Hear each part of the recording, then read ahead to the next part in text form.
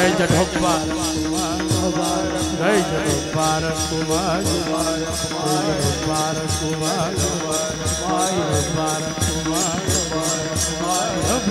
Kumar उड़पाल Kumar उड़पाल Kumar उड़पाल Kumar उड़पाल Kumar उड़पाल Kumar उड़पाल Hopa Kumar Mai Kumar Kumar Hopa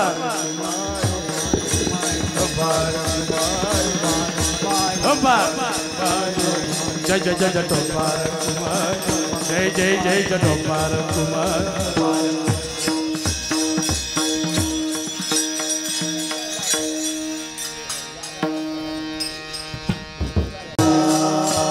Krishna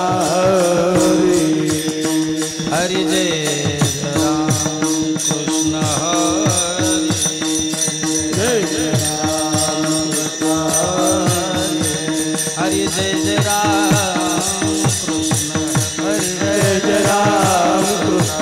Hari Jai Ram Krishna Hari Jai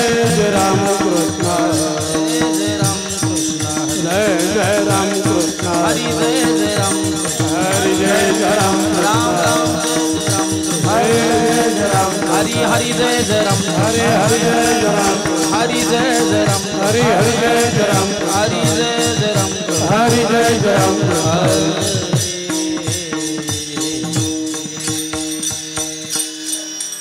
रूप पाहता लोचनी रूप पाहता लोचनी रूप पाहता लोचनी रूप पाहता लोचनी रूप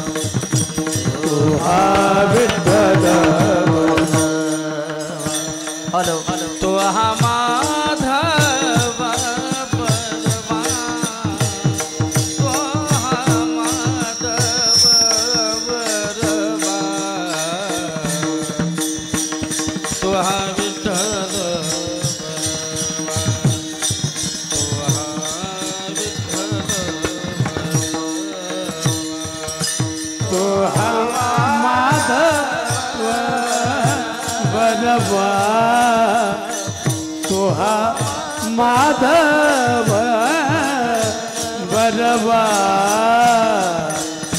तुहा विठ्ठल बरवा तुहा विठ्ठल बहुत सुकृताची जोडी बहुत सुकृताची जोडी बहुत सुकृताची जोडी बहुत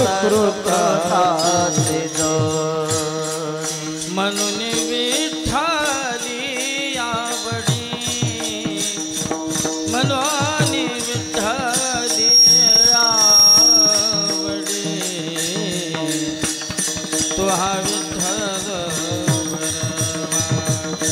तो हा माधव बरवा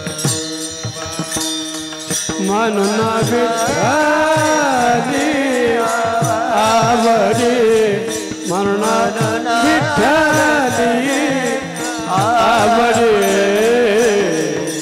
तो हा विठ्ठल बरवा तो हा विठ्ठल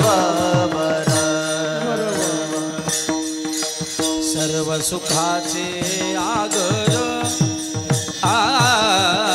सर्व सुखाचे आगर सर्व सुखाचे आगर सर्व सुखाचे आगर सर्व सुखाचे आगर सर्व सुखाचे आगर सर्व सुखाचे सर्व सुखाचे आगर सर्व सुखाचे आगर सर्व सुखाचे आगर बापर कुमा देवी वर बापर कुमा देवी वर तो हा विठ्ठल बरवा तो हा विठ्ठल बरवा बापर कुमार देवी बर बापर कुमार देवी बर तो हा विठ्ठल बरवा तो हा विठ्ठल बरवा तो हा माधव बरवा तो हा माधव बरवा तो हा विठ्ठल बरवा तो हा विठ्ठल बरवा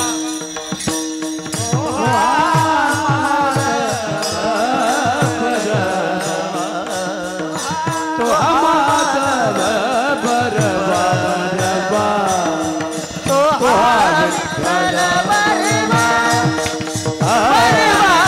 तो हा विठ्ठल बरवा जय राम कृष्ण हरी जय राम कृष्ण जय राम कृष्ण हरी जय राम कृष्ण हरी जय राम कृष्ण हरी जय राम कृष्ण जय राम कृष्ण हरी जय राम कृष्ण हरी जय राम कृष्ण हरी जय राम कृष्ण हरी जय राम कृष्ण जय राम कृष्ण जय हरी राम कृष्ण जय राम कृष्ण हरी जय राम राम जय राम कृष्ण जय राम हरी हरी जय राम हरि हरि जय राम हरी जय राम हरि जय राम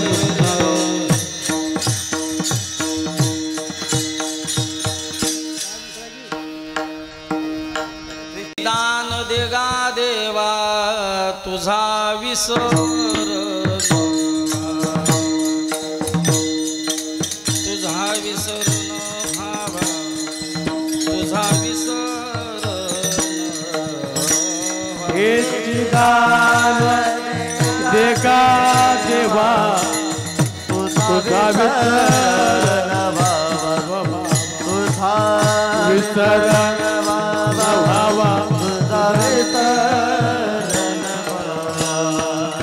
हेची दान देगा देवा तुझा विसर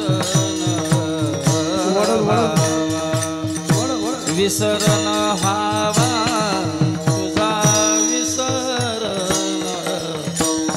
हेची दान देगा देवा तुझा विसर भावा तुझा विसरण भावा तुझा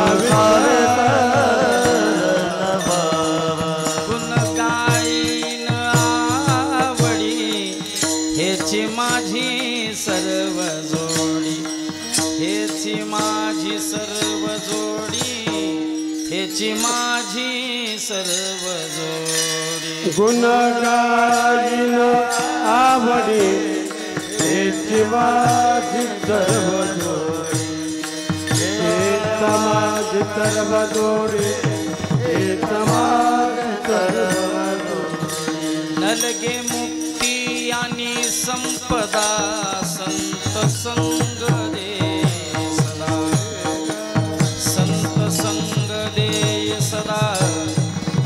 संत संग दे सदा नरके मुक्ती आणि संपदा संत संग देई सदा संत संग देई सदा संत संग देई सदा गुण गायन आवडी गुण गायन गुण गायन आवडी गुण गायन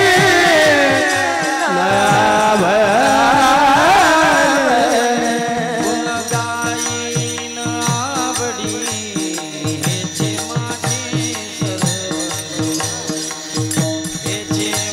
सर्व हेचे माझी सर्व गुण गायन आवडी हेच माझी सर्व हेच माझी सर्व जोडे हेच माझे सर्व तुका म्हणे गर्भवासी सुखे घालावे आमासी सुखे घालावे आमासी सुखे घालावे आमासी गर्भवासी सुखे घालावे आम्हासी सुखे घालावे आम्हासी सुखे घालावे तुका म्हणे गर्भवासी सुखे घालावे आमासी घालावे आम्हासी सुखे घालावे आम्हासी म्हणे गर्भवासी सुखे घालावे आम्हासी सुखे घालावे आम्हासी सुखे घालावे आम्हासी गुण गायन आवडी गुण गायन आवडी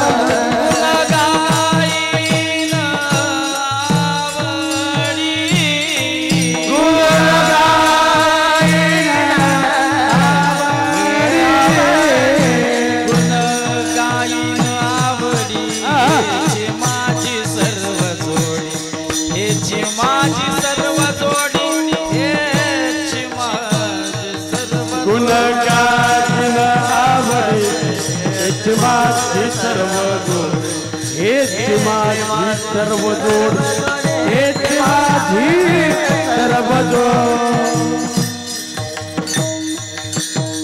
विठोबा रखुमाई विठोबा रखुमाई विठोबा रखुमाई विठोबा रखुमाई विठोबा रखुमाई विठोबा रखुमाई विठोबा रखुमाई जय जय विठोबा रखुमाई विठोबा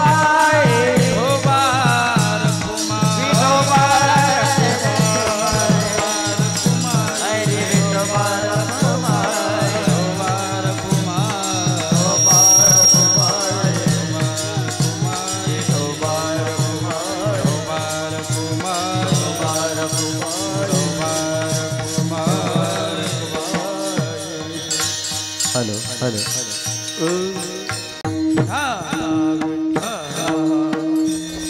विठाला विठाला विठाला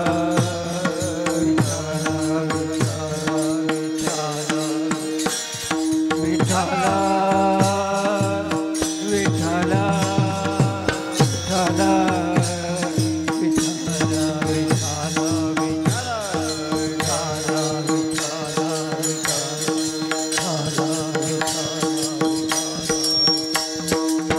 टाळी वाजवा टाळी वाजवा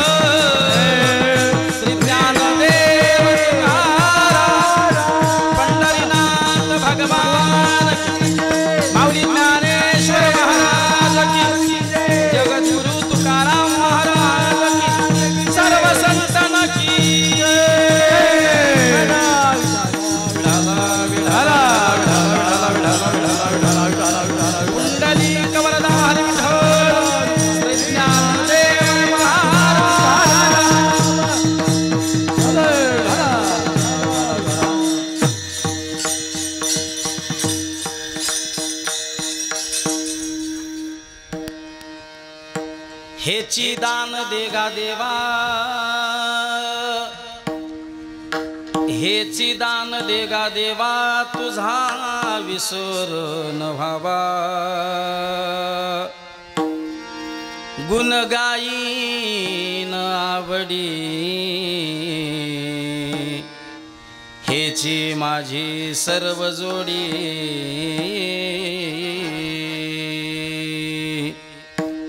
नलगे मुक्ती आणि संपदा, किंवा नलगे मुक्ती धन संपदा, संत संग देई सदा। गुण गायीन आवडी, हेची माझी सर्व जोडी।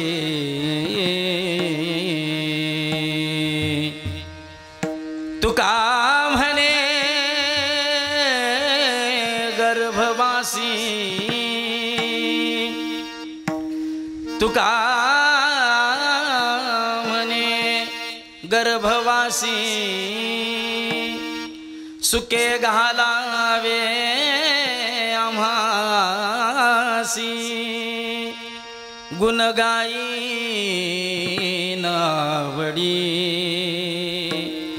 हेची माझी सर्व जोडी। विठ्ठल विठ्ठल विठ्ठल समचरण सरोज सांद्र नीलाभुधाभं, जघन विहित पाणी मंडन मंडनानं। तरुण तुलसी माला कंधरं कंजनेत्रं, सदय धवलहासं। विठ्ठलं चिंतयामि जोडोनिया कर, चरणी ठेवी तो माता, ठेवी तो माता। परिसावी विनंती माझे पंढरी राजा, परिसावी विनंती माझे पंढरी राजा। जोडोनिया कर, चरणी ठेवी तो माता, चरणी ठेवी तो माता। परिसावी विनंती, परिसावी विनंती माझे पंढरी राजा। जोडोनिया कर, चरणी ठेवी तो माता, चरणी ठेवी तो माता। परसावी विनंती, परसावी विनंती माझे पंढरीनाथा। जोडोनिया कर, चरणी ठेवी तो माता, चरणी ठेवी तो माता। परसावी विनंती, परसावी विनंती माझे पंढरीनाथा।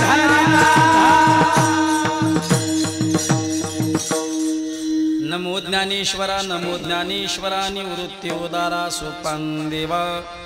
मुक्ताबाई नमो त्रिभुवन पावनी, आदत्रेय जननी देवाची। वसुदेव सुतं देवकं सचानूरमर्दनं, देवकी परमानंदं कृष्णं वन्दे जगद्गुरु। नमो सद्गुरु तुकया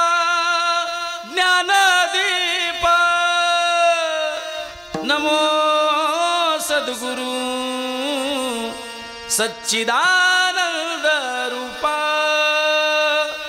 नमो सद्गुरु भक्त कल्याण मूर्ती नमो सद्गुरु भास्करा पूर्ण कीर्ती अनुरेनुया ठोकडा अनुरेनुया ठोकडा अनुरेनुया ठोकडा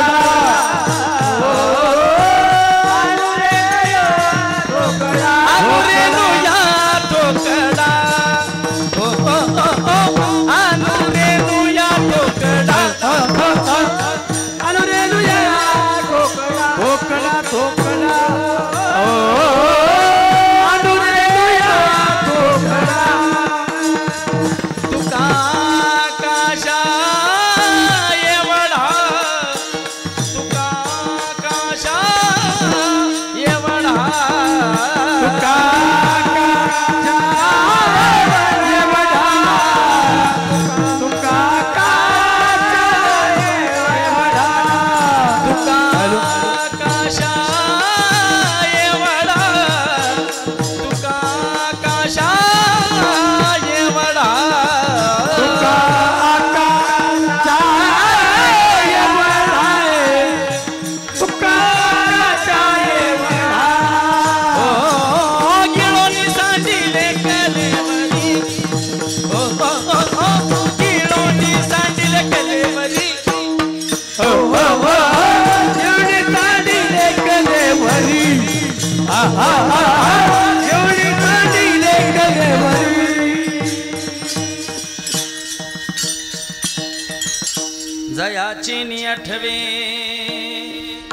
जयाचे निठवे शब्द सृष्टी अंगवे सारस्वत आघवे जिवेसी ते नमस्कारोनी आता मस्तक हे पायावरी या वार करे संतांच्या जयांचे केलिया स्मरण होय सकल विद्यांचे अधिकरण तेची वंदू श्री चरण श्री गुरूंचे ते नमस्कारोनी आता हेचे दान देगा देवा हेची दान देगा देवा तुझा विसरण व्हावा गुण गायन आवडी हेची माझी सर्व जोडी प्रस्तुत प्राप्त प्रसंगी कीर्तन रूपी सेवेकरिता निवडलेला अभंग विश्वमान्य विश्वभूषण विश्व अधिकारी विश्वप्रिय चिन्मय स्वरूप असणारे स्थित प्रज्ञ साधू मराठी मनावर अधिराज्य करणारे जगविख्यात महात्मा आणि वारकरी संप्रदायाच्या विशाल वटवृक्षाला लागलेले गोंडस फळ म्हणजे जगद्गुरु तुकाराम महाराज या तुकाराम महाराजांचा चारचरणाचा मागणी प्रकरणातील अतिशय उत्कृष्ट अभंग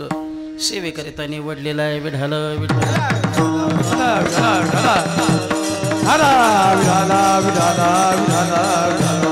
या अभंगाच्या माध्यमातून जगद्गुरु तुकाराम महाराज पांडुरंग परमात्म्याकडे मागणी करतात या अभंगाच्या माध्यमातून जगद्गुरु तुकाराम महाराज भगवान परमात्म्याकडे 3 प्रकारच्या मागण्या करतात अभंगाच्या प्रथम चरणात जगद्गुरु तुकाराम महाराज पहिली मागणी करतात हेची दान देगा देवा देवा मला एवढं दान दे काय तुझा विसर न व्हावा देवा मला तुझा विसर होऊन देऊ नको अभंगाच्या तृतीय चरणातल्या उत्तरार्धात जगद्गुरु तुकाराम महाराज दुसरी मागणी करतात संत संग दे सदा देवा मला संतांचा संग दे आणि अभंगाच्या तृतीय चरणामध्ये जगद्गुरु तुकाराम महाराज शेवटच्या चरणामध्ये तिसरी मागणी करतात तुका म्हणे गर्भवासी सुके घालावे आम्हासी 3 प्रकारच्या मागणीचा नकार करतात कोणत्या नलगे मुक्ती धन संपदा मुक्ती हे काही नको मला तुझा विसर होऊन देऊ नको मला सतत संतांचा सहवास दे तुझं नामचिंतन करण्याकरता मला गर्भवासाचं सुख दे एवढं सगळं केल्यानंतर मी काय करीन गुण गायीन आवडी हेची माझी सर्व जोडी असा अभंगाचा सरळ धावता भावार्थ आहे विठ्ठल विठ्ठल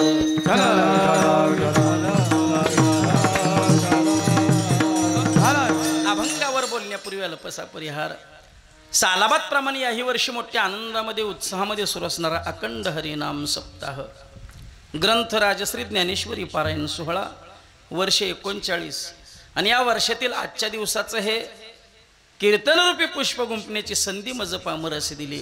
याबद्दल प्रथमतः मी समस्त ग्रामस्थ पारायण मंडळाचा आभार आहे, ज्यांच्या निमंत्रणातून इथे येण्याचा योग आला।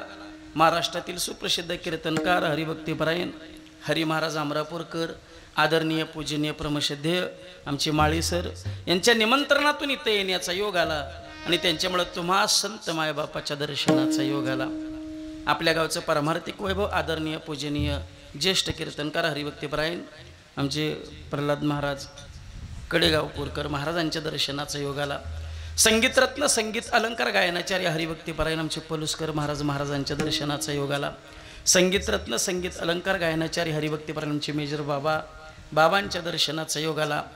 मृदंग सम्राट मृदंग रत्न मृदंग अलंकार हरिभक्ती पारायण नितीनजी महाराज भंडारे महाराजांच्या दर्शनाचा योग आला। मृदंग सम्राट मृदंग रत्न मृदंग अलंकार हरिभक्ती पारायण आमचे भागवत महाराजांच्या दर्शनाचा योग आला। संगीतरत्न संगीत अलंकार गायनाचार्य हरिभक्ती पारायण निवृत्ती महाराजांच्या दर्शनाचा योग आला। आदी सर्व गुणीजन टाळकरी मंडळी आणि तुम्हा संत मायबापाच्या दर्शनाचा योग आला। विठ्ठल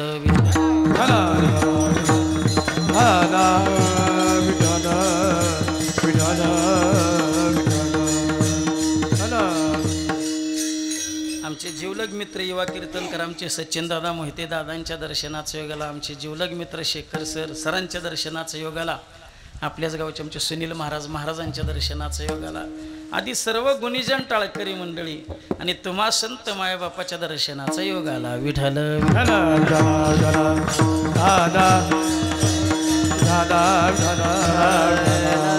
गेले 7 दिवस सुरू असणारा हा नामयज्ञ सोहळा प्रेमयुक्त भक्ती सोहळा, या ज्ञान यज्ञामध्ये या प्रेमयुक्त भक्ती सोहळ्यामध्ये आज मला येण्याचा योग आलेला आहे। माझ्या अल्पमतीनुसार या ज्ञान यज्ञामध्ये शब्दरूपी आहुती टाकण्याचा मी प्रयास करणार आहे। खरं तर देव समान टाळकर आहेत, गंधर्वासारखे गाणारे आहेत, चंद्रसूर्यासारखे पकवाजे आहेत, परीक्षितीसारखे ऐकणारे आहेत। सांगणारा शुकाचार्यांना एवढीच कमतरता आहे। विठ्ठल विठ्ठल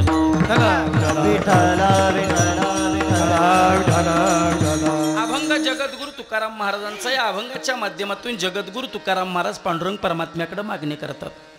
गेले 7 दिवस आपण या ठिकाणी भगवान परमात्म्याची काया वाचा मनानं सेवा केली। त्या सेवेच्या मोबदल्यात आज आपण भगवान परमात्म्याकडे मागणीचा अर्ज सुपूर्त करावा, भगवान परमात्म्याने त्यावर सही करावी आणि काल्याच्या स्वरूपात उद्या तुम्हा आम्हाला प्रसाद द्यावा। विठ्ठल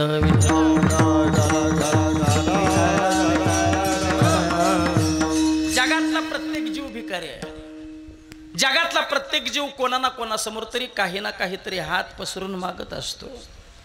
सर्वसामान्य माणूस मागतो यात काही नवल नाही, कधी कधी संतही मागतात, संत मागतात यातही काही नवल नाही, कधी कधी देव सुद्धा मागतो। सर्वसामान्य माणूस प्रपंचाच्या समोर भरून मागतो, प्रपंच मला सुख दे, प्रपंच मला सुख दे, आजपर्यंत मिळालं नाही म्हणून मला सुख दे। संत देवाकडे सुखाचीच मागणी करतात, प्रेम सुख दे, प्रेम सुख दे। मागणं दोघांचंही सारखंच आहे, पण संतांची इच्छा पूर्ण होत असताना आपल्याला दिसते, सर्वसामान्याची इच्छा पूर्ण होत असताना आपल्याला दिसत नाही। सर्वसामान्य माणूस प्रपंचात समोर उभा राहून मागतो, प्रपंच मला सुख दे, प्रपंच मला सुख दे, आजपर्यंत मिळालं नाही म्हणून मला सुख दे। या प्रपंचाने आजपर्यंत कोणालाच सुख दिलं नाही। कोण असा माणूस आहे की प्रपंचाने ज्याला सुख दिलं? असा माणूसच काय, या प्रपंचाने शिवजीला सुद्धा कैलासात पाठवलं, या प्रपंचाने रामप्रभूला सुद्धा 14 वर्षाचा वनवास दिला। अर्थात सुनहू रामप्रिय, एका वराने भारताला गादी आणि दुसऱ्या वराने राघवला वनवास मागणारी एक माता, एक सावत्र माता या प्रपंचातलीच होती ना। या प्रपंचातली एक माता, एक सावत्र माता आपल्या सावत्र मुलाला जर वनवासात पाठवत असेल, हा प्रपंच जर शिवजीला सुद्धा कैलासात पाठवत असेल, तर या प्रपंचापासून तुम्ही सुखाची अपेक्षा करू नका। आपलं संपूर्ण जीवन हे सुख भोगण्यात जातं का सुखाची आशा करण्यात जातं? सर्व सुखाची आशा जन्म गेला,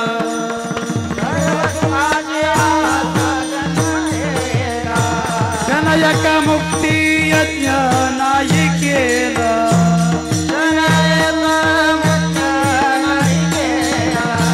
हिंदतादीच्या चिन्ह पावला, हिंदतादीच्या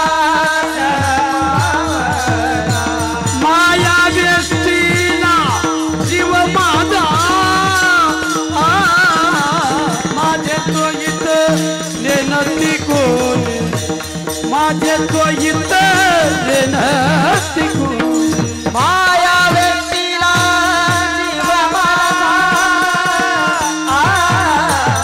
माझे सोयीतने नसती कोणी माझे सोयीतने नसती कोणी सर्व सुखाची आजचा जन्म गेला तनयक मुक्ती यज्ञ नाही केला हिंडता तिच्या चिन्ह पावला माया व्यक्तीला जीव माझा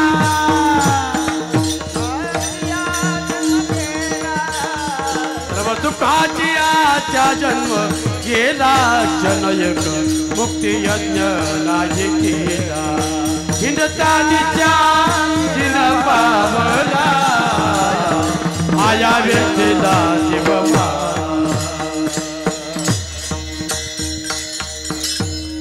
सर्व सुखाची आशा जन्म गेला आपलं संपूर्ण जीवन सुखाची आशा करण्यामध्ये निघून जातं जीवनामध्ये एक दिवस असा येतो आशा करणारा निघून जातो आशा मात्र तशीच्या तशी शिल्लक राहते याचा अर्थ असा भोगता नष्ट होतो आणि भोग शिल्लक राहतो तुम्हाला पुरणपोळी नावाचा पदार्थ माहित आहे का पुरणपोळी माहित आहे का कधीपासून माहित आहे जन्मल्यापासून त्याच्या आधी नव्हती का बर तुमच्या गावातली बरीच पुरणपोळी खाणारी लोक मरून गेली पुरणपोळी अजून शिल्लक आहे कशासाठी राहिलेल्यांना मारायसाठी याचा अर्थ असा भोगता नष्ट होतो आणि भोग शिल्लक राहतो प्रवास करताना चारी बाजूला रस्ते फुटले होते कोणत्या दिशेनं प्रवास करावा कळत नव्हतं रस्त्याच्या कडेला 70-75 वर्षाचे आजोबा उभे होते बाबांना विचारलं बाबा हा रस्ता कुठं जातो बाबा म्हणले महाराज 75 वर्षाचं माझं आयुष्य आहे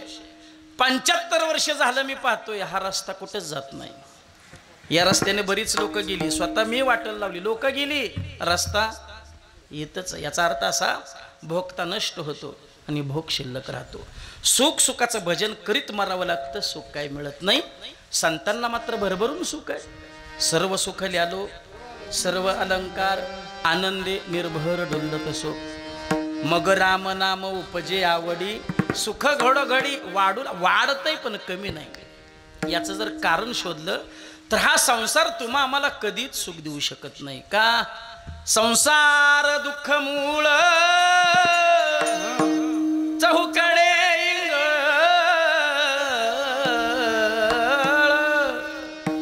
विश्रांती नाही कोठे रात्रंदिवस तळमळ कोण असा माणूस आहे की प्रपंचाने ज्याला सुख दिलं देवाजवळ भरभरून सुख आहे सुखरूप ऐसा तुझा कोणी सांगा माझ्या पांडुरंगा सारे काजो किंवा सर्व सुखाचे आगर बापर खुमा देवीवर देवाबर जवळ भरभरून सुख आहे संतांना देवानी भरभरून सुख दिलं कारण संत ज्या वेळेला देवाकडे काहीतरी मागतात ना त्यावेळेला देवाचं काही मागत नाहीत देवाला मागतात आणि सर्वसामान्य माणूस ज्या वेळेला देवाकडे काहीतरी मागतो ना त्या देवाला मागत नाही देवाचं काहीतरी मागतो वाढावे संतान ग्रही व्हावे धनधान्य पण संत ज्या वेळेला देवाकडे काहीतरी मागतात ना त्यावेळेला देवाचं काही मागत नाही देवाला मागतात हेचे दान देगा देवा तुझा विसर न व्हावा एक देव आणि 2 संत याच्या व्यतिरिक्त मागणी नाही महाराज विठ्ठल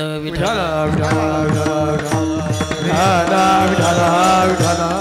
वास्तविक पाहिलं तर मागणीचा धिक्कार करणारे जगद्गुरु तुकाराम महाराज हात पसरी जिने धिक ज्याचे म्हणणारे जगद्गुरु तुकाराम महाराज या अभंगाच्या माध्यमातून का मागणी करतात याची फार मोठी पेटिका आहे जगद्गुरु तुकाराम महाराजांचा परमार्थ हा विश्वंभर बाबांपासून महाराजांपर्यंत 8 पिढ्याची पंढरीची वारी आणि 8 पिढ्याचं भक्तीचं ओझं भगवान परमात्म्याच्या डोक्यावर ज्या ज्या वेळेला जगद्गुरु तुकाराम महाराज पांडुरंग परमात्म्याच्या रावळात जायचे ना त्या वेळेला भगवान परमात्म्याने तुकोबा यांच्याकडे अट्टहास करावा तुकोबा काहीतरी मागा तुकोबा काहीतरी मागा महाराज म्हणायचे देवा तुझ्याकडून काहीतरी मागून घ्यावं ही आमची परंपरा नाही काही मागणे आमानुचिता काही मागणे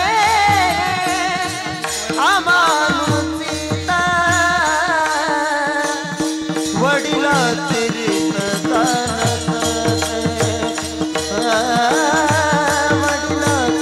काही मागणे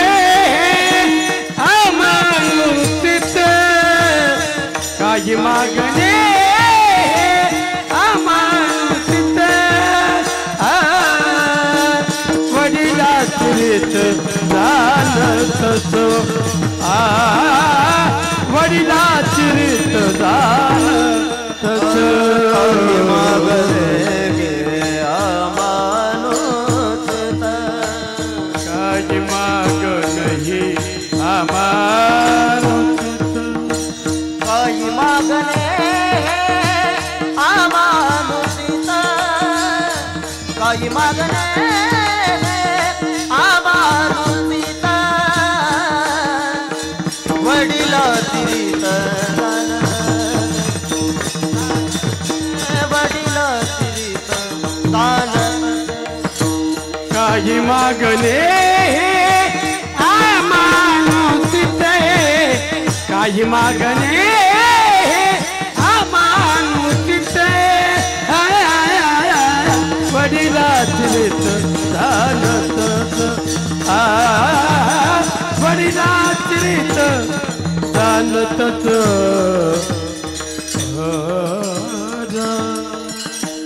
काही मागणे हे आम्हा अनुचित वडिलांची रीत जाणत तसं. देवा उभ्या 8 पिढ्यात तुझ्याकडे कोणी काही मागितलं नाही आणि आज जर मी तुझ्याकडे काही मागितलं तर माझे वाड वडील मला शाप दिल्याशिवाय राहणार नाही. देवा तुझ्याकडून काहीतरी मागून घ्यावं ही आमची परंपरा नाही.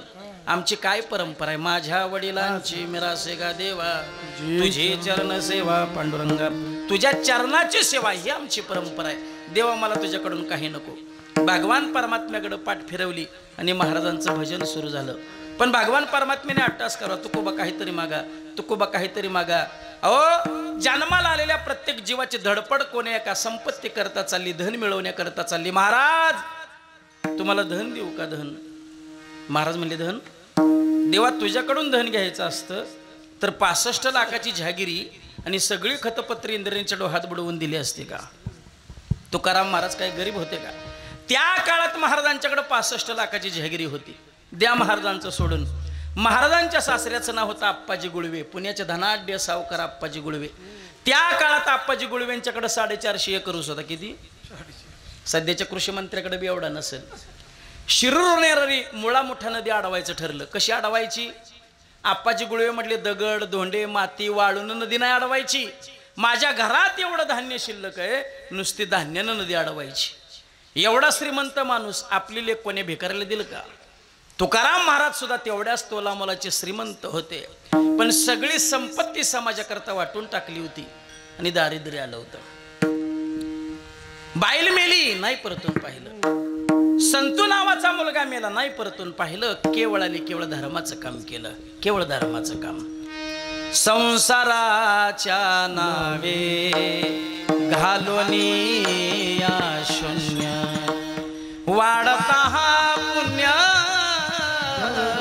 धर्म केला वाढता हा पुण्य धर्म केला हरी भजनी हे ढवळीले जग. केवळ धर्माचं काम केलं. केवळ धर्माचं काम. आपण लेखा माळकरी असून सप्त्याला वर्गणी देत नाही. अगदीच दिला तर 100 रुपये देऊ. त्यात बी 9 जण जेवायला येऊ. राहिली बुंदी घरी बांधून नेऊ. काला झाल्यावर तुम्हाला हिशेब मागू. हिशेब नाही पटला तर दिलेला 100 रुपये सुद्धा परत घेऊ. काय समर्पण आहे. पण महाराजांनी सुरुवातीच्या काळापासून निर्वाणीच्या कालापर्यंत संसारावर तुळशी पत्र ठेवलं आणि केवळ धर्माचं काम केलं. केवळ धर्माचं काम.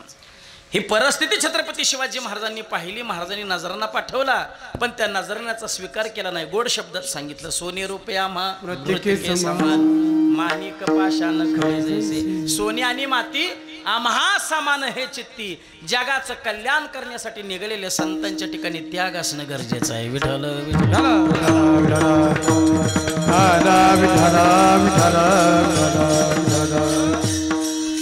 त्या सिकंदरने संपूर्ण जगावरती राज्य केलं. जगातील सगळ्या संपत्तीचा मालक एकटा सिकंदर झाला. जगातील सगळ्या सैन्याचा मालक एकटा सिकंदर झाला. सिकंदर आजारी पडला. वैद्यानं सांगितलं पाहिजे तेवढं सैन्य घ्या पाहिजे तेवढी संपत्ती घ्या पण माझे प्राण वाचवा. वैद्यांनी सांगितले सैन्य आणि हे संपत्ती तुमचे प्राण वाचवू शकत नाहीत. तुमचं जाणं निश्चित आहे. सेनापतीला बोलवलं, ज्यावेळेला माझा मृत्यू होईल, माझी अंत्ययात्रा काढाल, त्यावेळेला आजपर्यंत कमवलेलं सैन्य एका बाजूला, आजपर्यंत कमवलेली संपत्ती एका बाजूला, दोन्ही हात माझे खुले बाहेर सोडून द्या आणि दुथर्वाशी माझी अंत्ययात्रा काढा. त्या सिकंदरला तुम्हाला निर्देश द्यायचा होता की जगातील सगळ्या संपत्तीचा मालक एकटा मी होतो, जगातील सगळ्या सैन्याचा मालक एकटा मी होतो, पण एवढं सैन्य आणि एवढी संपत्ती असताना देखील या मृत्यू लोकांमध्ये मला मरावं लागलं. जगातील सगळ्या संपत्तीचा सैन्याचा मालक एकटा मी होतो, पण जाताना मात्र मला रिकाम्या हाताने जावं लागलं. चालू घडीतलं उदाहरण देतो. जगप्रसिद्ध नाव मायकल जॅक्सन. संपत्तीच्या जोरावर 135 वर्ष जगण्याचा संकल्प केला मायकल जॅक्सनने. 12 डॉक्टरची टीम दिवसातून 3 वेळा त्याला चेकअप करत होती. त्याचा चहा, त्याचा नाश्ता, त्याचं भोजन पहिल्यांदा लॅबला टेस्टिंग व्हायचं आणि मग तो चहा, नाश्ता, भोजन करायचा. भविष्यामध्ये आपला लिव्हर खराब झाला, किडनी खराब झाली, डोळे निकामी झाले, तर प्रत्येक अवयवाकरता स्वतंत्र डोनर तयार करून ठेवला होता आणि त्यांना आयुष्यभर सांभाळण्याचं ॲग्रीमेंट करून ठेवलं होतं. 135 वर्ष जगण्याची सगळी व्यवस्था करून ठेवणारा मायकल जॅक्सन वयाच्या फक्त आणि फक्त 48व्या वर्षी मेला. का? देह जाईल जाईल या ठिकाण बघाईल, या ठिकाण बघाईल, या ठिकाण बघाईल. देह जाईल जाईल, या ठिकाण बघाईल, या ठिकाण बघाईल, या ठिकाण बघाईल. देह जाईल जाईल, या ठिकाण बघाईल, देह जाईल जाईल, या ठिकाण बघाईल, देह जाईल जाईल, या ठिकाण बघाईल.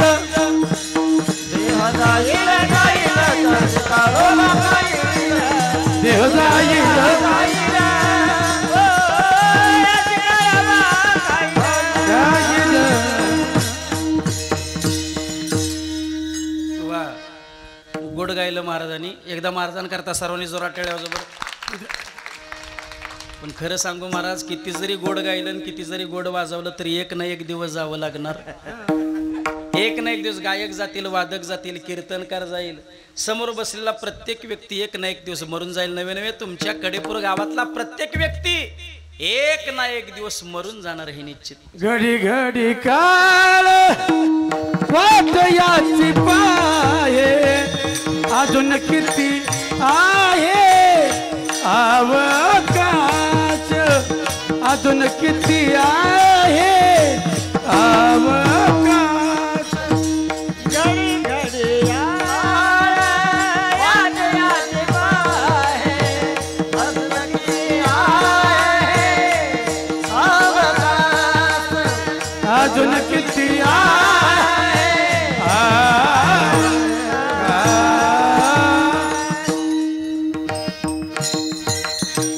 कडेपूर गावातला प्रत्येक व्यक्ती एक ना एक दिवस मरून जाणार हे निश्चित. एक आजीबाई उठली आणि म्हणली, महाराज किती गोड बोललो, या गावातला प्रत्येक व्यक्ती मरून जाणार पण मी नाही मरणार. म्हणलं का? ती म्हणली, मी सोहलीच ना आली. हा, ते सोहलीची राहील वय. जन्माला येणाऱ्या प्रत्येक व्यक्तीला कधी ना कधीतरी मरावं लागणार. 100 पोरांचा बाप, भारताचा सम्राट धृतराष्ट्र अरण्यामध्ये कुत्र्यासारखा जळून मेला. पण ज्या माझ्या तुकोबरायांना बसायला पोतं नव्हतं, ज्या माझ्या तुकोबरायांना खायला अन्न नव्हतं, त्या तुकाराम महाराजांना मात्र जगाचा बाप मुराळके म्हणून न्यायला आला. गरुडावर बैसोनी माझा काय वारी आला. महाराजांना माहित होतं द्रव्याची पाठी कळी काळाचा लाग, म्हणून या संघ खोटा त्याचा. द्रव्याच्या पाठीमाग 15 अनर्थ लागलेले असतात. द्रव्य कमवताना दुःख, द्रव्य सांभाळताना दुःख, आणि चोरीला गेलो का आनंद आहे का? चाहीपेक्षा जास्त दुःख. स्वानंद सुख निवासी जोग महाराजांच्या जीवनातला प्रसंग सांगतो. जोग महाराज आळंदी सारख्या तीर्थक्षेत्रामध्ये ज्ञानेश्वरी सांगायचे. हजारोचा समाज समोर बसून ज्ञानेश्वरी श्रवण करत होता. त्या काळचे लोकनेते लोकमान्य टिळक समोर बसून ज्ञानेश्वरी श्रवण करत होते. पुण्याचा धनाढ्य सावकार घोडागाडीतून चालला होता. सहज समाजावर दृष्टी फेकली आणि लोकमान्य टिळक दिसल्याबरोबर घोडागाडी थांबवली. या लोकमान्य टिळकांना 1000 वेळा आपल्या घरी बोलवलं, आपल्या घरी आले नाहीत, पण या साधू महाराजाची ज्ञानेश्वरी ऐकत बसलेत. लोकमान्य टिळक आपल्या घरी आले पाहिजेत, एखादं एक काम करू, या महाराजांनाच 2 दिवस आपल्या घरी घेऊन जाऊ, म्हणजे लोकमान्य टिळक आपल्या घरी येतील. जोग महाराज व्यासपीठावरून खाली उतरले. तो पुण्याचा धनाढ्य सावकार घोडागाडीतून खाली उतरला, बाबांच्या जवळ गेला. बाबा, 2 दिवसाची ज्ञानेश्वरी सांगण्याकरता 2 दिवस तुम्ही माझ्या घरी याल का? जोग महाराजांनी सांगितलं, मी तुझ्या घरी येऊ शकत नाही. तुला ज्ञानेश्वरी श्रवण करायची असेल तर तुला आळंदीत यावं लागेल, मी तुझ्या घरी येऊ शकत नाही. थोरा मोठ्यांचे काही नियम असतात, नित्य नियम नामी ते प्राणी दुर्लभ. तुला ज्ञानेश्वरी ऐकायची असेल तर तुला आळंदीत यावं लागेल, मी तुझ्या घरी येऊ शकत नाही. मला बाबा विचार करा, 2 दिवसाची ज्ञानेश्वरी सांगण्याकरता 2 भरगच्च पैशाची पोती भरून देईन. विचार करा. नशीब त्या काळात आत्ताचा कीर्तनकार नव्हता. आत्ताचा कीर्तनकार म्हणला असता 2 दिवसात ज्ञानेश्वरी सांगून होत नाही, 7 दिवसात सप्ताह करावा लागला आणि 7 पोती घराकडे घेऊन गेला असता. पण ते जोग महाराज होते. जोग महाराजांनी हात जडकरला, पुढे चालू लागले. तो पुण्याचा धनाढ्य सावकार बाबांच्या पुढ्यात उभा राहिला. बाबा विचार करा, 2 दिवसाची ज्ञानेश्वरी सांगण्याकरता 2 भरगच्च पैशाची पोती देणारा या महाराष्ट्राच्या पाठीवर एकटाच पट्टी आहे म्हणे. विचार करा.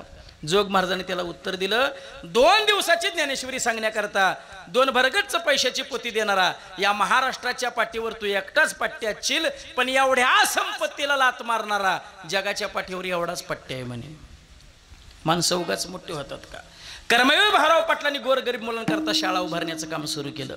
कशी शाळा उभी करावी, मुष्टिफंड योजना सुरू केली. प्रत्येक घरातून मुठभर धान्य घ्यावं, तर धान्याच्या माध्यमातून शाळा उभी करावी. सांगलीच्या धनाढ्य सावकाराला कळलं. सावकारांनी कर्मवीर भाऊराव पाटलांना आपल्या वाड्यावरती बोलवलं. कोरा चेक समोर फेकला, पाहिजे तेवढा याच्यावरती आकडा टाका.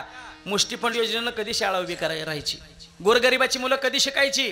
अजून पैसे कमी पडले, पुन्हा पाहिजे तेवढे पैसे देतो. पण माझी कट आहे, शाळेला दिलेलं छत्रपती शिवाजी महाराजांचं नाव काढा आणि तिथं माझ्या बापाचं नाव टाका. कर्मवीर भाऊराव पाटलांनी तो चेक फाडला आणि त्याच्या तोंडावर फेकून दिला आणि सांगितलं, हा कर्मवीर भाऊराव पाटील एक वेळ आपल्या बापाचं नाव बदलेल, पण शाळेला दिलेलं छत्रपती शिवाजी महाराजांचं नाव बदलणार नाही. या विचारांची आणि या संस्कारांची आज या महाराष्ट्राला गरज आहे. सध्या धर्महीन, विचारहीन, संस्कृतीहीन पिढी आज जन्माला आली. आज पोर नुसती पैसा मिळवण्याकरता उभी करू नका, त्यांना योग्य संस्कार द्या. द्या एखाद्या शहरातील वृद्धाश्रमांना भेट. त्या वयोवृद्ध मायबापाला विचारा, तुमची मुलं काय करतात. कोणी सांगेल डॉक्टर आहे, वकील आहे, इंजिनियर आहे, क्लास 1 ऑफिसर आहे, PS आहे, परदेशामध्ये जॉब करतो. पण त्यातला एकही आईबाप तुम्हाला असं सांगणार नाही की माझा मुलगा शेतकरी आहे आणि माझा मुलगा वारकरी आहे. मग त्या देशाचा तो सुशिक्षितपणा काय कामाचा, त्या देशाचा तो सुशिक्षितपणा काय कामाचा. जो आपल्या जन्मदात्या मायबापाचा आदर करत नसेल तो सुशिक्षितपणा काय कामाचा. 28 ऑगस्ट 2023 ची घटना आहे. 28 ऑगस्ट 2023 म्हणजे 10 महिन्यापूर्वीची घटना आहे, 8-9 महिन्यापूर्वीची घटना आहे. मूलचंद शर्मा नावाचे व्यक्ती पुण्याच्या नॅशनलाइज बँकेमध्ये मॅनेजर पदावर होते. मुलगा परदेशामध्ये जॉब करतोय, मुलगी परदेशामध्ये जॉब करतोय. सेवानिवृत्ती झाल्यानंतर 2च दिवसानंतर त्यांना पॅरलचा सौम्य अटॅक येऊन गेला. भरपूर पैसा आहे, भरपूर संपत्ती आहे, पण घरात काळजी घेणारं कोणी उरलं नाही. 2 मुलांनी कॉन्ट्रॅक्ट बेसवर एक कामगार कामाला ठेवला. थोडीफार हालचाल होऊ लागली होती, घरच्या घरी ट्रीटमेंट चालू होती. 6 महिने संपत असताना पुन्हा त्यांना एक पॅरलचा सौम्य अटॅक येऊन गेला. त्या कामगाराच्या कानावर बातमी पडली, कर्नाटकमध्ये नागरमुळीला कोणतरी औषध देतं. स्पेशल गाडी केली, तो नोकर होता तो त्यांना घेऊन नागरमुळीला गेला.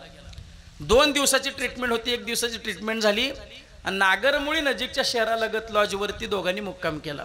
रात्रीचे 12 वाजता त्या नोकराच्या लक्षात आलं, आज रात्री 12 वाजता यांच्या मुलांसोबत केलेलं आपलं कॉन्ट्रॅक्ट संपतंय, उद्यापासून मी यांची सेवा केली तर मला पगारच कोण देईल.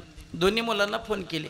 दोन्ही मुलांनी सांगितलं, इथून पुढे मी तुम्हाला पगार देऊ शकत नाही, तुम्हाला माझ्या वडिलांची सेवा करायची असेल तर करा, नाहीतर करू नका. परदेशामध्ये मुलं जॉब करत आहेत, भरपूर पैसा, भरपूर संपत्ती. अर्ध्या रात्री 12 वाजता तो नोकर निघून गेला. दुसऱ्या दिवशी सकाळी लॉज मालकाच्या सगळी घटना लक्षात आली. डिपार्टमेंटला बोलवलं, डिपार्टमेंटनी भरपूर फोन केले पण एकही कॉल मुलांनी रिसिव्ह केला नाही. सिव्हिल हॉस्पिटलमध्ये त्यांना भरती केलं. 10 दिवसानंतर त्यांचा मृत्यू झाला.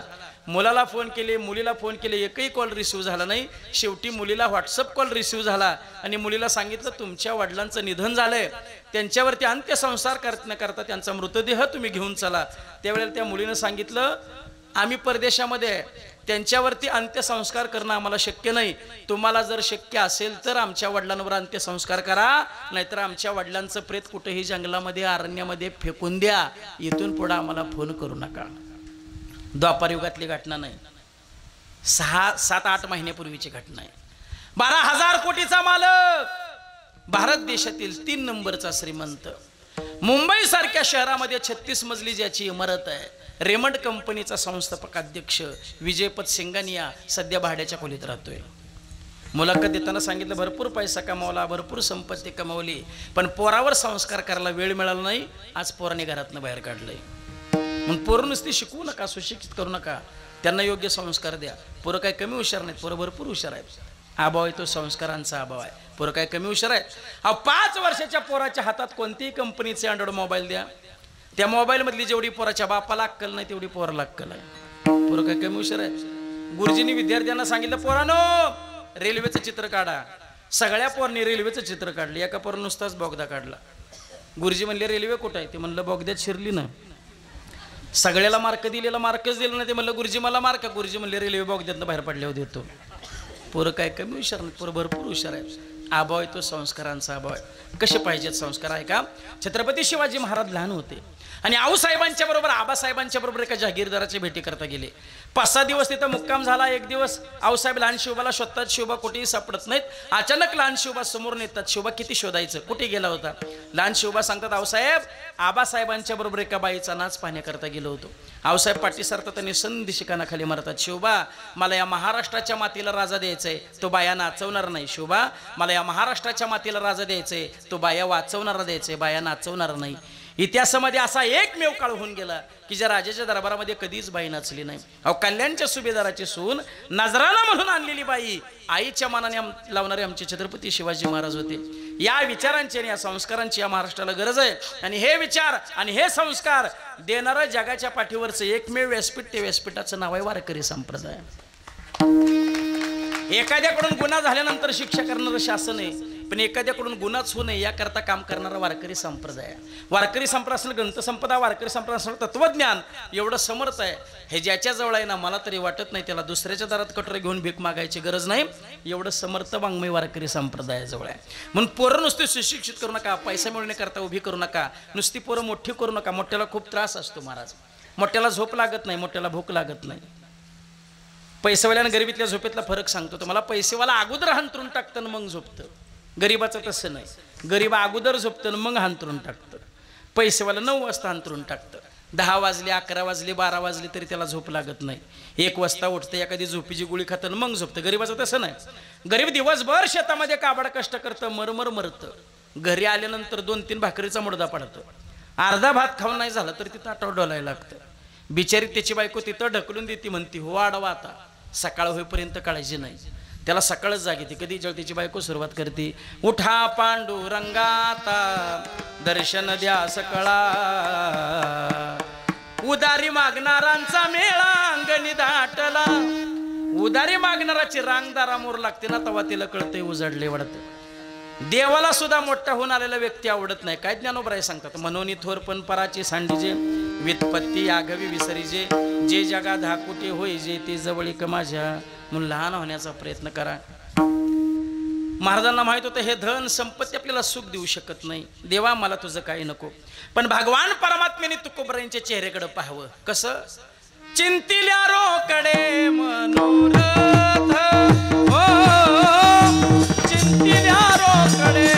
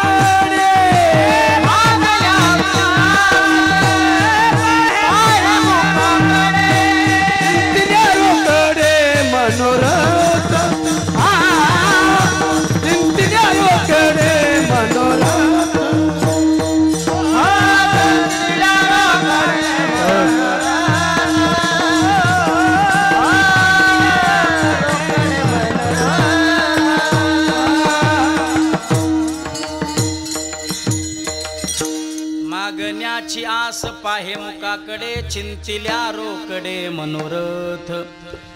भगवान परमात्मा तुकाराम महाराजांच्या चेहऱ्याकडे पाहतोय की महाराजांनी काहीतरी मागावं या आशेनं भगवान परमात्मा पाहतोय. तुकोबा तुमच्या घराची फार पडझड झाली, तुम्हाला घर देऊ का? घर कसं होतं महाराजांचं घर? झाली सकळनी शेंती भांडवल शेन माती झळझळीत भिंती वृंदावने तुळशीची काय करू उपचार खूप मोडकी जरजर.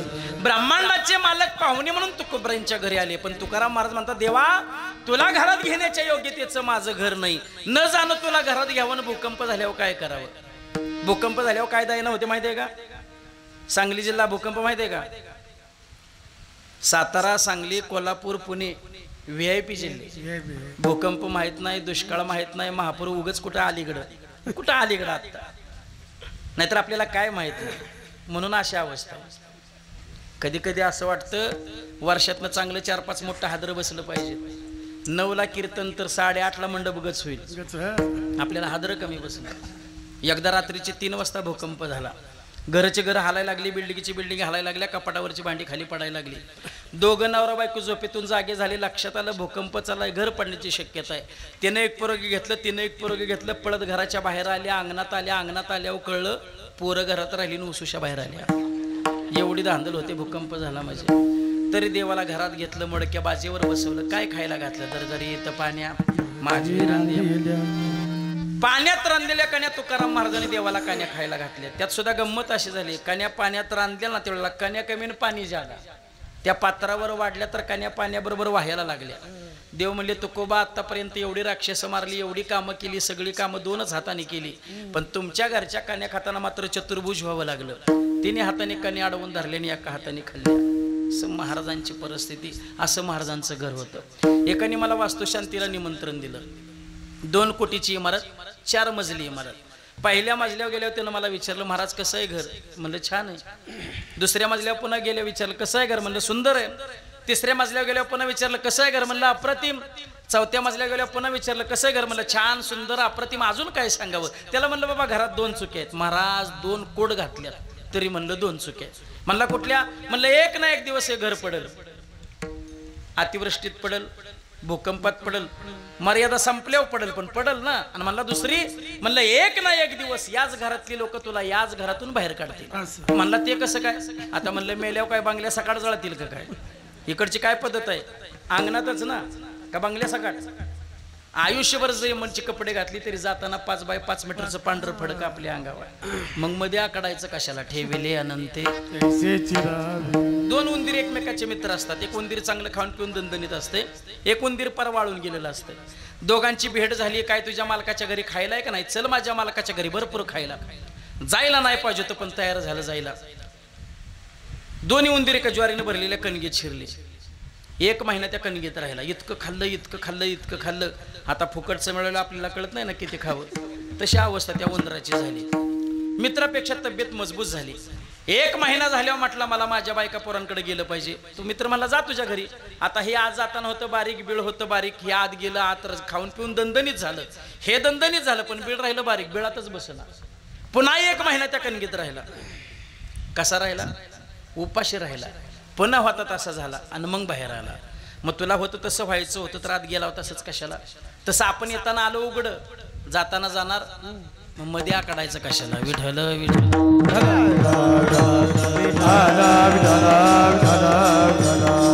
महाराज म्हणले मग असलं नाश पावणार देताच कशाला?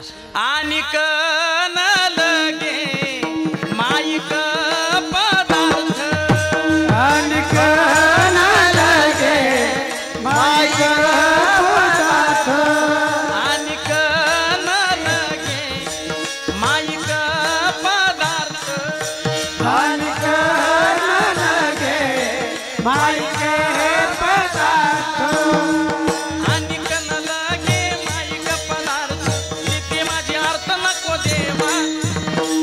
आणि कन लगे माईक पदार्थ, तिथे माझे अर्थ नको देवा. आणि कन लगे माईक पदार्थ, आणि कन लगे माईक पदार्थ.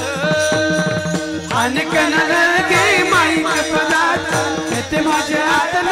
देवा आणि कनलगे माईक पदार्थ ते माझे हात नको देवा आणि कनलगे माईक पदार्थ आणि कनलगे माईक पदार्थ. असलं नाश पावणारं घर कशाला. भगवान परमात्म्याकडे पाठ फिरवली, महाराजांचं भजन सुरू झालं. रुक्मिणी आई साहेबांनी भगवान परमात्म्याचा संवाद. तुकाराम महाराज मागायला तयार होतील, पण मागायला कसं लावावं हे तुम्हाला कळत नाही बरं. दोघांचं भांडण नवरा बायकोचं. देवाला सांगतात आई साहेब तुकाराम महाराजांना मागायला लावायचं ना, ती तुमच्यात धमक नाही, ती माझ्यात धमक आहे. तुकाराम महाराजांना मी मागायला होते. कलियुगामध्ये जास्त महती कोणाची आहे, विष्णूची का लक्ष्मीची? दोघांचं भांडण झालं. विष्णू म्हणे माझी लक्ष्मी आहे साहेब, म्हणे माझी. नारद मुनी तेवढ्या तिथं आले. नारद मुनी म्हणले दोघं सुद्धा तुम्ही भूतलावर अवतीर्ण व्हा, ज्याच्या पाठी भरपूर समाज विजयी त्याचा. विष्णू म्हणले काय हरकत नाही, चला भूतलावर. लक्ष्मी साहेब म्हणले व्हा तुम्ही पुढं, याचे तो मागणी येते बरोबर. मी लक्ष्मी अगदी कडेपूर सारख्या ठिकाणी, विष्णू अगदी कडेपूर सारख्या ठिकाणी आली आणि विष्णूने दवंडी दिली. ऐका हो ऐका, आजपासून रोज 7 दिवस सायंकाळी 6 ते 10 वेळेमध्ये साक्षात विष्णू भागवत कथा सांगणार आहे. आणि जे कोणी भागवत कथा श्रवण करतील त्यांना मोक्ष दिला जाईल. साक्षात विष्णू भागवत कथा सांगणार. भागवत कथा ऐकायच्या बदल्यात मोक्ष मिळणार. भरपूर लोकांची गर्दी जमली. पहिल्या दिवशी मंडप कमी पडला, दुसऱ्या दिवशी मंडप वाढवला, तिसरा दिवस झाला, चौथ्या दिवसाचा समाज पाहिला आणि विष्णूला वाटलं आपल्या पाठी एवढा समाज आहे, विजय आपलाच आहे. चौथ्या दिवसाची भागवत कथा आटोपली आणि विष्णू लक्ष्मी साहेबांच्याकडे गेले.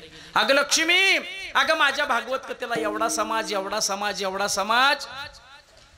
पण महिलांच्याकडे एकच शब्द असा आहे, तो पुरुषांच्या सगळ्या बोलण्यावर पोत्यारा फिरवतो. लक्ष्मीनं फक्त झटका दिनी एवढंच केलं, समजायचं पोत्यारा. आज भागवत कथेचा 5वा दिवस. भागवत कथेची 6 ते 10 वेळ. 6 वाजले. आज लक्ष्मी साहेब भूतलावर अवतीर्ण झाल्या. लक्ष्मी साहेबांनी एका म्हातारीचं रूप घेतलं आणि काठी टेकत टेकत नगरीत प्रवेश केला. एका घरासमोर जाऊन ती म्हातारी उभी राहिली आणि त्या घरात नाही बिचारी महिला लगबगीनं भागवत कथा श्रवण करण्याकरता निघाली होती. तिच्या समोर ही म्हातारी उभी राहिली. म्हणजे का हो, थोडं पाणी प्यायला मिळेल का? ती महिला रागवली, म्हणली कुठली कोण थिरडी आली ती आली, माझ्याच दारासमोर आली. एकतर भागवत कथेला मला जायला उशीर झालाय, एकतर मंडपात बसायला जागा मिळत नाही, बरं आता पाण्याला नाही तरी कसं म्हणावं.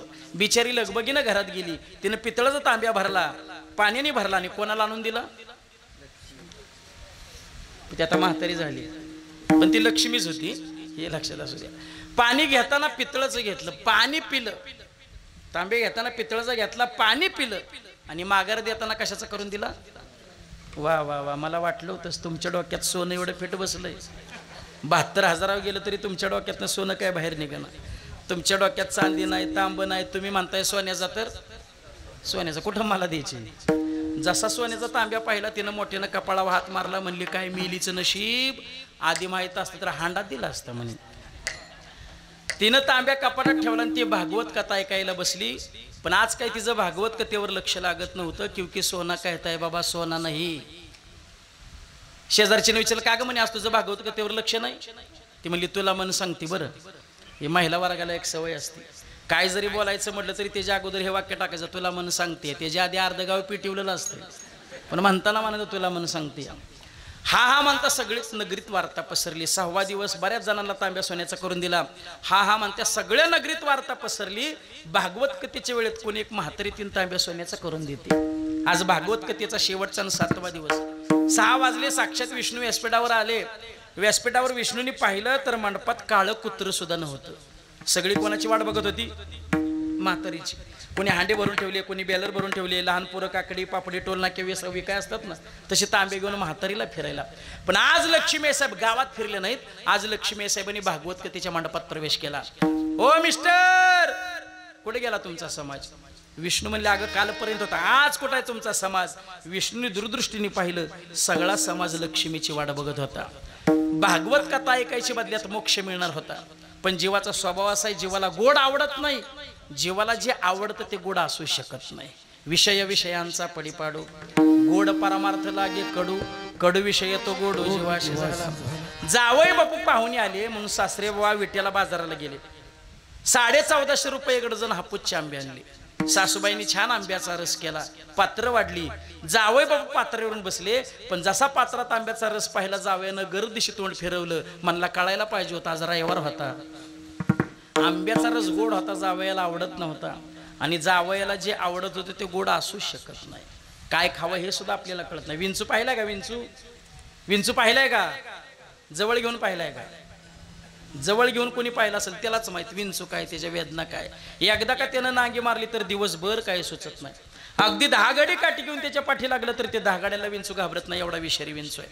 पण एवढा विषारी विंचू जो 10 गाड्याला घाबरत नाही, अशा विंचूने जर पाल पाहिली ना, पालन जर विंचू पाहिला तर 10 गाड्याला जो विंचू घाबरत नाही, पाल पाहिल्याबरोबर नांगी खाली टाकून पळत सुटतो. विंचवानं किती पळ देव, पाल ते विंचवाला सोडत नाही. एवढा विषारी विंचू पाल खाते, पाल पचवते. मग पाल किती विषारी असेल. मग एवढी डबल विषारी असणारी पाल एखाद्या वेळेस कधी कोंबडीच्या तडाख्यात गावली ना, कोंबडी त्या पालाला सोडत नाही. एवढी डबल विषारी असणारी पाल कोंबडी खाते, कोंबडी पचवते. मग कोंबडी किती विषारी असेल. आता पुढचं बोलूच का? सीझन बी चाललाय तुम्हाला खाण्यासारखाच सगळा. विठाल विठाल. 17व्या अध्यायाची सुरुवात करताना माऊली सांगतात, म्हणून सात्विक रस सेविजे तै सत्वाची वाढी पाविजे, राजसा तामसा होईजे रसे. माऊली सांगतात सात्विक अन्न ग्रहण करा, सात्विक गुणाची वाढ होईल. देवाला सुद्धा तेच आवडतात. कुळी कन्या पुत्र होती जे सात्विक लक्ष्मी साहेब म्हटलं, देवा माणसांना कसं मागं पळवायचं हे तुम्हाला माहित नाही, हे मला माहित आहे. तुकाराम महाराजांना मागायला लावायचंय ना, जबाबदारी माझ्याकडे द्या. देवाने सांगितलं, बघा ते तुमचं गिरायक नाही, ते आमचं गिरायक आहे. नाही नाही म्हणे, मी त्यांना मागायला होते. लक्ष्मी साहेबांनी पंढरपूर सोडलं आणि तुकाराम महाराजांचं घर गाठलं. महाराजांच्या दरवाजात आल्याबरोबर तुकाराम महाराज धावत धावत आले. आईसाहेबांना पाहिलं, आईसाहेब तुम्ही इथपर्यंत कशाला यायचं, मी तुमच्यापर्यंत आलो असतो, मला बोलावणं धाडलं असतं, निरोप दिला असता, तुम्ही यायची काय गरज होती. नाही, एक काम घेऊन आले. काय काम आहे? माझं तुमच्याकडे एक काम आहे, पण ते काम तुम्ही पूर्ण कराल असं मला वचन द्या. तुकाराम महाराज म्हणतात, आईसाहेब तुम्ही माझी आई आहात, मी तुमचं लेकरू आहे. लेकरात आणि आईत काय आनाभाकानं वचनं असतात काय साहेब, तुम्ही सांगाल ते काम करायला मी तयार आहे. नाही नाही नाही म्हणे, मला वचन द्या की मी जे मागाल ते तुम्ही मला द्याल. तुकाराम महाराजांनी आईसाहेबांना वचन दिलं, तुम्ही जे मागाल ते मी तुम्हाला द्यायला तयार आहे. वचन दिल्याबरोबर आईसाहेबांनी सांगितलं, मागितलं, माझं एवढंच तुमच्याकडं मागणं आहे, तुम्ही माझ्याकडे काहीतरी मागावं. आता झाली का पंचायत? वचन तर देऊन बसले. तुकाराम महाराज म्हणजे तुकाराम महाराज होते. म्हणजे आईसाहेब मी तुम्हाला वचन दिलंय, पण मी मागाल ते तुम्ही द्याल का? आऊसाहेब म्हटल्या, का देणार नाही. आईसाहेब म्हटल्या, महाराज तुम्ही जे मागाल ते द्यायला मी तयार आहे, पण तुम्ही मागा. नाही म्हणे, मला वचन द्या. आईसाहेब म्हटल्या, तुम्ही माझं लेकरू, मी तुमची आईसाहेब, असं काही लेकर तर नाही. मध्ये अन्न वचन काय बहाना काय असतात का, वचनं असतात का, शब्दी असतात का? नाही नाही नाही. महाराज म्हणले, नाही, आधी मला वचन द्या. तुकाराम महाराजांना आईसाहेबांनी वचन दिलं आणि मग तुकाराम महाराजांनी मागितलं की आज तुम्ही माझ्या घरापर्यंत आलाय, इथून असंच तुम्ही पंढरपूरला जायचं. जोपर्यंत तुकाराम महाराज आहे तोपर्यंत माझ्या घराला पाय लावायचा. लक्ष्मी माहिती आहे ना, अशी उभी असते आणि तिच्या हातातनं बिस्किट पडतात, पार्लेची नाही सोन्याची. ती लक्ष्मी होती. खाली मान घालून पुन्हा रावळामध्ये गेली आणि पांडुरंग परमात्म्याने विचारलं, काय झालं देण्या घेण्याचं? आईसाहेब म्हटलं, देण्या घेण्याच्या नादात आमचं येणं जाणं सुद्धा बंद झालं. विठ्ठल विठ्ठल. भगवान परमात्म्याने तुकोबरांच्याकडे 8 तास करावा, मोक्ष देऊ. महाराज म्हणले, नको वैकुंठीचा वास. देव हसायला लागले, मिळत नाही म्हणून नको म्हणताय काय? मिळत नाही, मोक्ष आम्हा घरी तुमच्याकडे दासीचं काम करतो. मग जन्माला आलेल्या प्रत्येक जीवाला काळाचं भय आहे. त्या काळाच्या तावडीतून आम्ही तुमची सुटका करतो. महाराज म्हणले, काळाचं भय कोणा घालताय? जगा काळ खाय, आम्ही माथा दिला पाय. धन्य झालो आता याशी संदेह नाही, न पडे यावा हे काळा हाती. आम्हा भय चिंता नाही धाक, जन्म मरण काही झाला इहलोक परलोक, आले सकळी वैकुंठी. देवा मला तुझं काही नको. त्या काळात तुकाराम महाराजांनी देवाकडून काही मागून घेतलं असतं तर आज आपण महाराजांचं भजन केलं नसतं. आज आपण महाराजांचं भजन करतो ना, हे महाराजांचं भजन नाही, हे जगद्गुरु तुकाराम महाराजांच्या तत्वांचं भजन आहे. त्यांची तत्व आम्हाला त्यांचं भजन करण्याकरता भाग पडतं. ज्ञानोबांना जाऊन 750 वर्ष होत आली, आजही आपण माऊलींचं भजन करतो. हे माऊलींचं भजन नाही, हे माऊलींच्या तत्वांचं भजन आहे. कोवळ्या वयामध्ये पाठीवर लाता खाल्ल्या, आज माऊलींचे पाय शिवण्याकरता लाखोंची गरज आहे. इंद्रायणीमध्ये कुणी स्नान करू दिलं नाही. आज माऊलींचं नाव घेऊन स्नान करण्याकरता लाखोंची गर्दी आहे. मांड भाजण्याकरता मांड खाण्याकरता भांड मिळालं नाही. आज चांदीच्या ताटावर चांदीच्या पाटावर नैवेद्य आहे. संत होते तवर समाजाला कधीच कळले नाहीत. जगातला सर्वात मोठा चमत्कार, जगातला सर्वात मोठा चमत्कार आमच्या विश्वमाऊली ज्ञानोबरायांनी केला. ऐका, एका बाईला एका मुलाची आई होण्याकरता 18 वर्ष पूर्ण लागतात. एका बाईला एका मुलाची आई होण्याकरता 18 वर्ष पूर्ण लागतात. पण आमचे विश्वमाऊली ज्ञानोबराय वयाच्या 16व्या वर्षी अखंड वैराग्य संपादन करून संपूर्ण विश्वाची माऊली ठरली. हा जगातला सर्वात मोठा चमत्कार आहे. विठ्ठल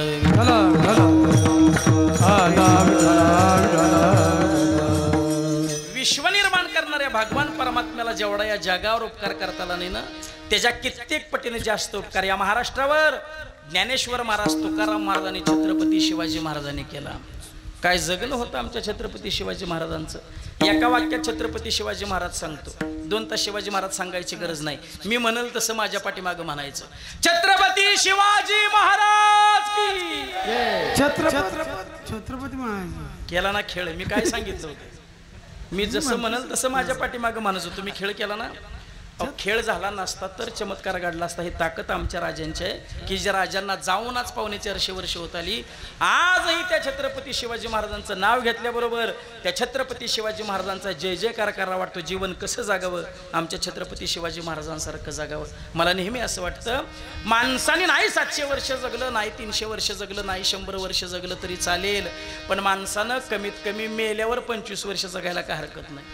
मेल्यावर म्हणतोय मी, ज्याला मेल्यावर 25 वर्ष जगता येत नसेल त्याचा जगून तरी काय उपयोग आहे. जी लोक शेवटच्या श्वासापर्यंत फक्त आणि फक्त स्वतःसाठी जगतात ना, ती जिवंत असून मेल्यासारखे असतात.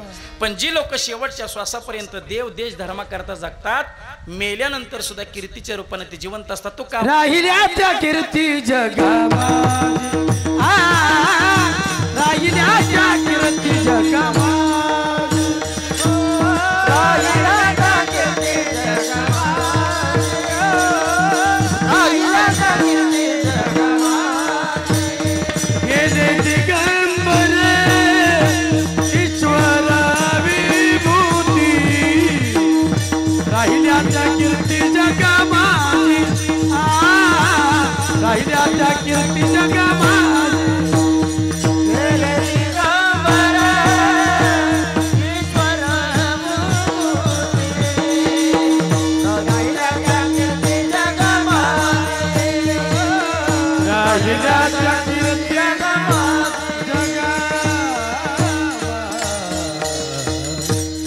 तुका म्हणे का मरण्याची श्री उत्तम चिवरे कीर्ती मागे. गेले दिगंबर ईश्वर विभूती, राहिल्या त्या कीर्ती जगा माझी. आज महाराजांना जाऊन 350 वर्ष होत आली. आजही आपण जगद्गुरु तुकाराम महाराजांचं स्मरण करतो. हे महाराजांचं स्मरण नाही, हे महाराजांचं भजन नाही, तर जगद्गुरु तुकाराम महाराजांच्या तत्वांचं भजन आहे. त्या काळात महाराजांनी काहीतरी देवाकडून मागून घेतलं असतं तर आज आपण महाराजांचं भजन केलं नसतं. भगवान परमात्म्याने अट्टहास करावा, तुकोबा काहीतरी मागा, तुकोबा काहीतरी मागा. त्यावेळेला तुकाराम महाराजांचा नाईलाज झाला. महाराजांना म्हणावं लागलं, मनसे काही मागा, हेची देगा पांडुरंगा अभंगाचं पहिलं. हेची दान देगा देवा, हेची दान देगा देवा,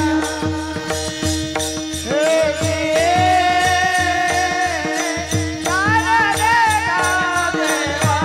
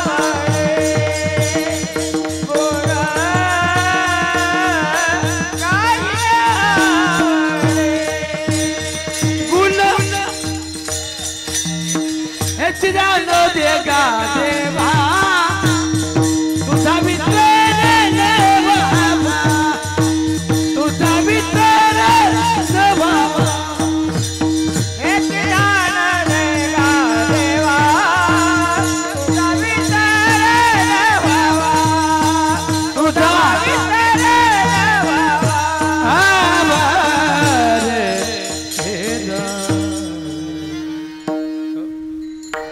उदार श्रीमंत आणि स्वतंत्र असणाऱ्या भगवान परमात्म्याकडे जगद्गुरु तुकाराम महाराज दान मागतात. हेची दान देगा देवा तुझा विसर न व्हावा देवा. तुझा आता आठव चालू त्या आठवचा विसर होऊन देऊ नकोस देवा. तुझा मला कधीच विसर होऊन देऊ नकोस. महाराजांना माहित होतं त्या प्रभू परमात्म्याने इतका सुंदर देह दिलाय आपल्याला. हात पाय कान नाक डोळे त्वचा सगळं जिथले तिथे दिलं.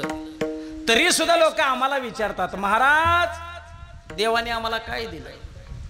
अरे इतका सुंदर देह दिला त्याच्यामध्ये डोकं दिलं त्याच्यामध्ये बुद्धी दिली त्याच्यामध्ये विचार करण्याची प्रक्रिया दिली. डोळे दिले त्याच्यामध्ये दृष्टी दिली नाक दिलं त्याच्यामध्ये श्वासाचं यंत्र दिलं तोंड दिलं जीभ दिली दात दिले हृदय दिलं फुफ्फुस दिलं नातड दिलं मोठं दिलं जठराग्नी दिला हात दिले पाय दिली नख दिली. अजून काय द्यायला पाहिजे राजा तुला अजून काय द्यायला पाहिजे. अरे आपल्या पायात बूट नाही याची चिंता करू नका. आपल्या पायात बूट नाही याची चिंता करू नका. जगामध्ये प्रभू परमात्म्याने कित्येक लोकांना पाय सुलनेत याचा विचार करा मग या देहाची किंमत कळेल. इतका सुंदर देह दिला देवे दिला देह भजना गोमटा दिले इंद्रिय हात पाय डोळे मुख बोलाया जेने तू जोडसी नारायण नासे जीवपन. त्या प्रभू परमात्म्याचं भजन करण्याकरता हा देह दिला. एवढा एकच गुण या मनुष्य देहामध्ये चांगला दिला बरं. नाहीतर इतर प्राणी आणि मनुष्य यांच्या जर गुणांची तुलना केली तर आपल्यापेक्षा भगवान परमात्म्याने इतर प्राण्यामध्ये थोडे जास्तच गुण दिले. माणूस किती सुंदर झाल्यानंतर मोर एवढा सुंदर होईल. माणूस किती मोठा किती बलाढ्य झाल्यानंतर हत्ती एवढा मोठा हत्ती एवढा बलाढ्य होईल. माणूस किती पराक्रमी झाल्यानंतर वाघ सिंहासारखा पराक्रमी होईल. माणूस किती गुणवान झाल्यानंतर राजहंसारखा गुणवान होईल. अहो सगळं जग ज्या प्राण्याला नावं ठेवतं त्या प्राण्याचं नाव आहे गाढव. ठेवतं ना गाढवाला सगळं जग नावं ठेवतं. पण त्या गाढवाला सुद्धा भगवान परमात्म्याने जन्मसिद्धी दिली. पाण्यात मिसळलेलं विष एकाच प्राण्याला कळतं त्या प्राण्याचं नाव आहे गाढव. म्हणून पूर्वीचे राजे आपल्या घोडदळामध्ये गाढव पाळायचे. दुश्मनाने पिण्याच्या पाण्यामध्ये जलाशयामध्ये विषबाधा करून घातपात करू नये म्हणून पहिल्यांदा पाण्याची बादली काढायची गाढवासमोर ठेवायची. गाढव जर डोळं झाकून पाणी पिलं तर ते पाणी शुद्ध आणि हुंगून जर बाजूला गेलं तर ते पाणी विषयुक्त. म्हणजे गाढव सुद्धा विषयुक्त पाणी पित नाही. गाढवाला सुद्धा भगवान परमात्म्याने जन्मसिद्धी दिली. मग या देहाचा उपयोग काय. आयुष्याच्या साधने सच्चिदानंद पदवी सच्चिदानंद पदवी घेणे सच्चिदानंद पदवी घेणे आयुष्याचा साधने सच्चिदानंद पदवी घेणे सच्चिदानंद पदवी घेणे सच्चिदानंद पदवी घेणे आयुष्याचा साधने सच्चिदानंद पदवी घेणे सच्चिदानंद पदवी घेणे सच्चिदानंद पदवी घेणे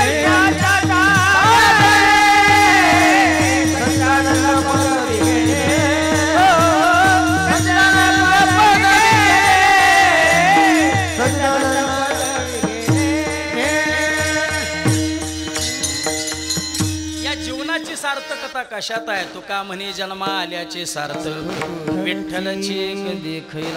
एवढा सुंदर देह प्रभू परमात्म्याचं भजन करण्याकरता दिला. मग देह मिळून सुद्धा भजन करायचं नाही तर देह मिळून तरी काय फायदा. नाही तरी गेला जन्म माया नाही तरी गेला जन्म माया नाही तरी गेला जन्म वाया नाही तरी गेला जन्म वाया सांगतो तुम्हाची बाजार विटाला नाही तरी गेला जन्म माया नाही तरी गेला जन्म माया नाही तरी गेला जन्म सांगतो तुम्हाची बाजार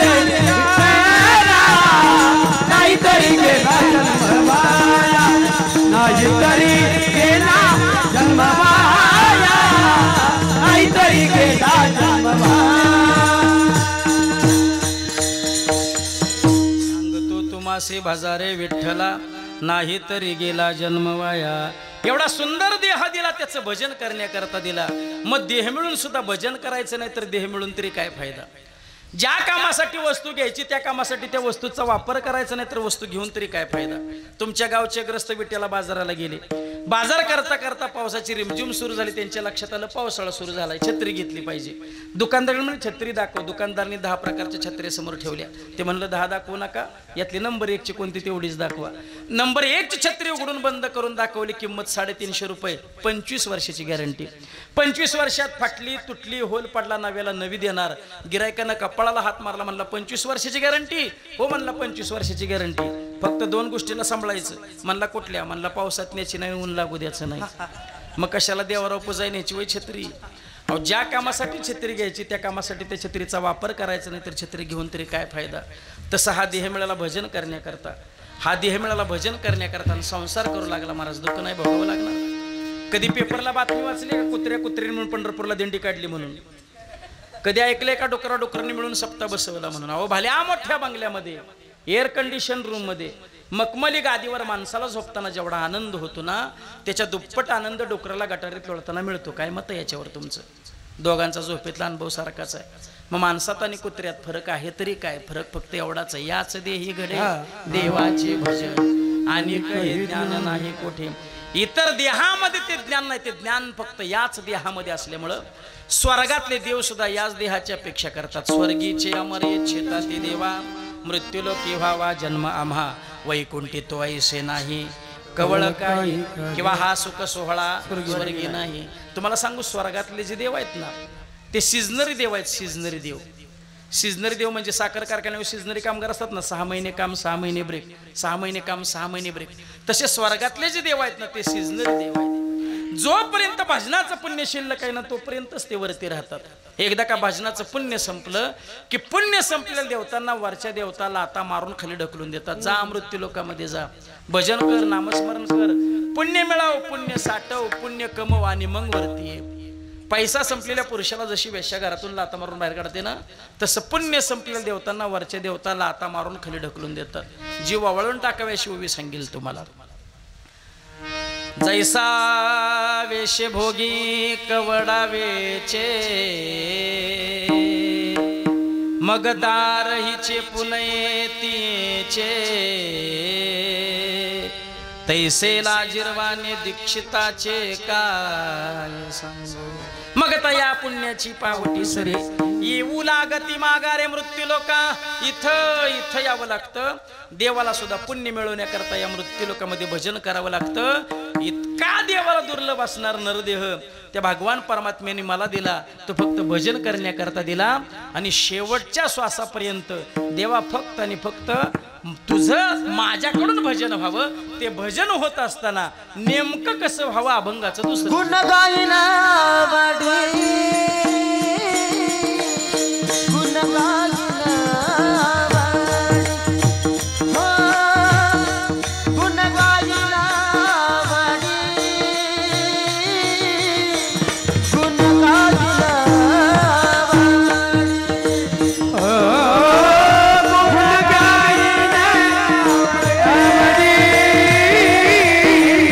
गुण गायन आवडी,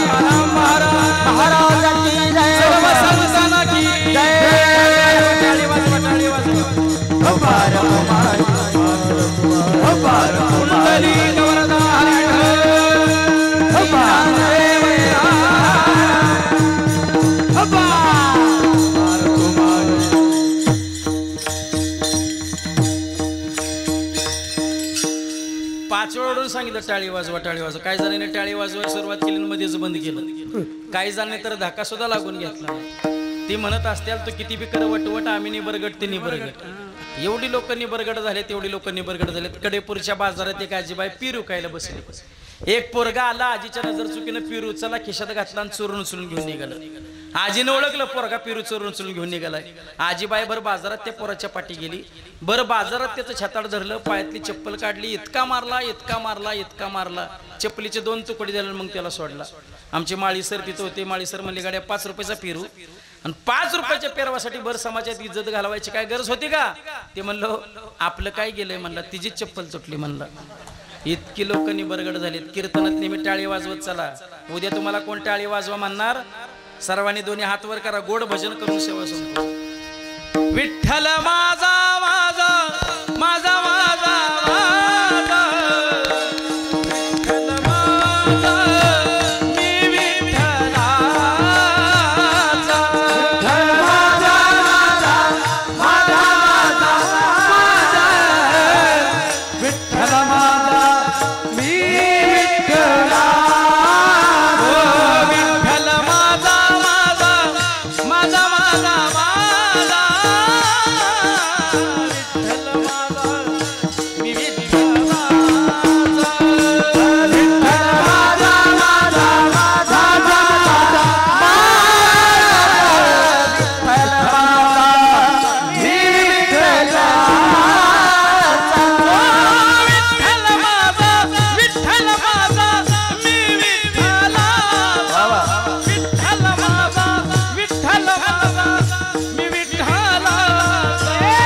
विठ्ठल माझा मी विठ्ठलाचा विठ्ठल माझा विठ्ठल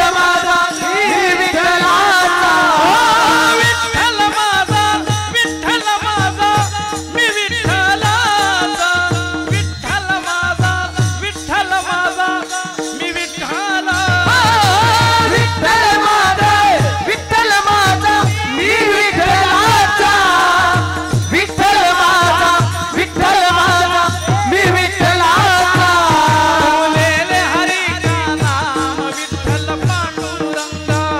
बोलेले हरी का नाम विठ्ठल पांडुरंगा बोलेले हरी का नाम विठ्ठल पांडुरंगा बोलेले हरी का नाम विठ्ठल पांडुरंगा बोलेले हरी का नाम विठ्ठल पांडुरंगा पांडुरंगा पांडुरंगा पांडुरंगा पांडुरंगा पांडुरंगा पांडुरंगा पांडुरंगा पांडुरंगा पांडुरंगा पांडुरंगा पांडुरंगा पांडुरंगा पांडुरंगा पांडुरंगा पांडुरंगा विठ्ठल पांडुरंगा माझा माझा माझा माझा माझा विठ्ठल माझा मी विठ्ठला विठ्ठल माझा माझा माझा माझा माझा विठ्ठल माझा मी विठ्ठलाचा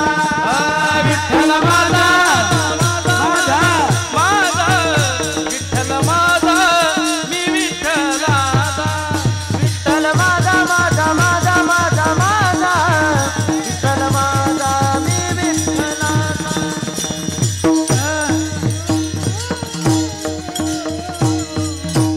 हा सुख सोहळा स्वर्गीय ना. एकदा सर्वांनी जोरात टाळे वाजवा बरं. महाराज अभंगाच्या द्वितीय चरणात सांगतात गुण गायन आवडी ह्याची माझी सर्व जोडी. आता माझ्याकडून शुद्ध भावपूर्ण भक्ती करून घे. महाराजांना माहित होतं प्रेमाविन भजन नाकाविन मोती अर्थाविन पोथी वाचू नये. भजन किती वेळ केलं याला महत्व नाही, भजन कसं केलं याला महत्व आहे. रात्रभर प्रभू परमात्म्याचं भजन केलं आणि त्या भजनामध्ये जर प्रेम नसेल तर त्या भजनाला काडी मात्र किंमत नाही. का गिरधर लाल तो भाव का राग कलीन बहु जानत तुका गिरधर लाल तो भाव का भोगा. रात्रभर प्रभू परमात्म्याचं भजन केलं आणि त्या भजनामध्ये जर प्रेम नसेल तर त्या भजनाला काडी मात्र किंमत नाही. तुकाराम महाराज पांडुरंग परमात्म्याकडे मागणी करतात. तुका म्हणे नको वर पंग देवा घ्यावी माझी सेवा भाव शुद्ध माझ्याकडून भावशुद्ध भक्ती पूर्ण भक्ती करून घे, भावपूर्ण भक्ती करून घे. ती भक्ती करत असताना गुण आवडीनं गात असताना सतत तुझा आठव होऊ दे, तुझा मला कधीच विसर होऊन देऊ नको. हीच खऱ्या अर्थानं वैष्णवांची लक्षण आहे.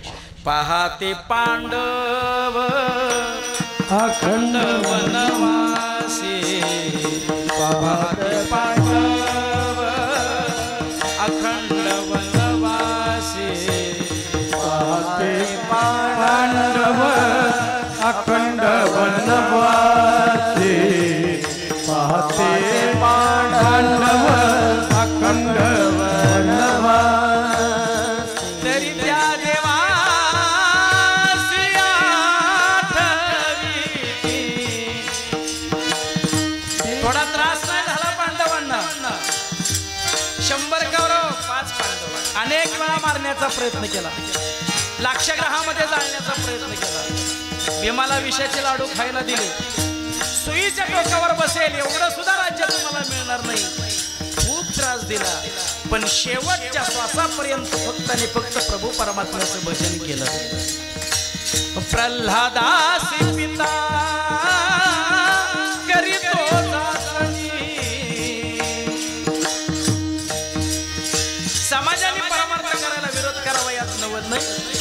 जन्म दिलेल्या बापाने प्रल्हादाला परमार्थ करण्याकरता विरोध केला. अनेक वेळा मारण्याचा प्रयत्न केला, उकळत्या तेलात टाकला, दरीवरून खाली ढकलला, हाल विष पाजलं, हत्तीच्या पायाखाली दिला, तरी सुद्धा परिस्मरे सदा नारायण. सुदामा ब्राह्मण दारिद्र्य पिढीला. सुदामा ब्राह्मण 18 विश्व दारिद्र्य, अंगावरती धोतर 8 गाठी मारलेलं धोतर, पट्टी पगडी डोक्यावरती होती. 4 दिवस घरातली पोरं बाळ उपाशी होती, अन्नाचा कण देखील खायला नव्हता. सुदाम देवाच्या पत्नीचं नाव होतं सुशीला. सुशीला म्हणते 4 दिवस पूर्व उपवास आहे, 4 दिवस झाला आपली चूल पेटली नाही. तुम्ही सांगता ना द्वारकेचा राजा भगवान श्रीकृष्ण माझा मित्र आहे, जा ना त्याच्याकडं. द्वारकेचा राजा आहे, त्याच्याकडून काहीतरी धन घेऊन या, सुखानं संसार खुलू. सुदामदेव म्हटले माझ्या उद्या आयुष्यात मला ते जमणार नाही. सुशीले अगं एवढं सोन्यासारखं अंतकरण ग तुझं, एवढ्या शुद्ध अंतकरणामध्ये असला वाईट विचार आलाच कसा. मी नाही देवाला काय मागणार. सुशीला म्हटली नका काय मागू, कमीत कमी तुमच्या मित्राला भेटायला तर जा. भेटायला जा म्हटल्याबरोबर सुदाम देवाच्या डोळ्यातून गळदिशी अश्रू आले. मित्राला भेटायला जायचं, कसं जाऊ. त्या भगवान कृष्ण परमात्म्याला भेटायला गेलो आणि मला जर विचारलं माझ्या वहिनीनं मला काय दिलं, काय देऊ, तुम्ही काळजी करू नका, काहीतरी घेऊन जायची मी व्यवस्था करते. 4 घरातून पोहे मागून आणले, काही घरचे मागून आणता आले असते, पण 4 घरचे मागून आणले. एवढ्या करता देवाला कळावं या सुदाम्याच्या घरी पोहे खाण्यावर इतकं सुद्धा अन्न घरात शिल्लक नाही. तो एका घरचे पोहे नाही, एकसारखे पोहे मला आणू शकत नाही, अनेक घरातून मागून आणलेले पोहे केले. रात्रंदिवस त्या भगवान परमात्म्याचं भजन करतो आम्ही. रात्रंदिवस तुझं भजन करत असताना एक वेळ आमची चूल पेटू नये हे देवाला कळावं याकरता 4 घरचे पोहे बांधून आणले. बांधायला फडकं नव्हतं, धोत्राला गाठी गाठी होत्या, तिथल्या एका उपरण्यामध्ये फडकते पोहे बांधले आणि तो सुदामा ब्राह्मण भगवान कृष्ण परमात्म्याच्या भेटी करता द्वारकेला निघाला. मजल दर मजल, मुक्काम दर मुक्काम करत करत करत सुदामदेव भगवान कृष्ण परमात्म्याच्या भेटी करता निघाले. पोटामध्ये अन्नाचा कण नाही, प्यायला पाणी नाही. चैत्र महिना कडक ऊन आहे. घनश्याम तुझे ढूंढने जाऊ कहाँ कहाँ, अपने दिलों की याद को मिटाऊं कहाँ कहाँ. भूख लगती है, प्यास लगती है, जिंदगी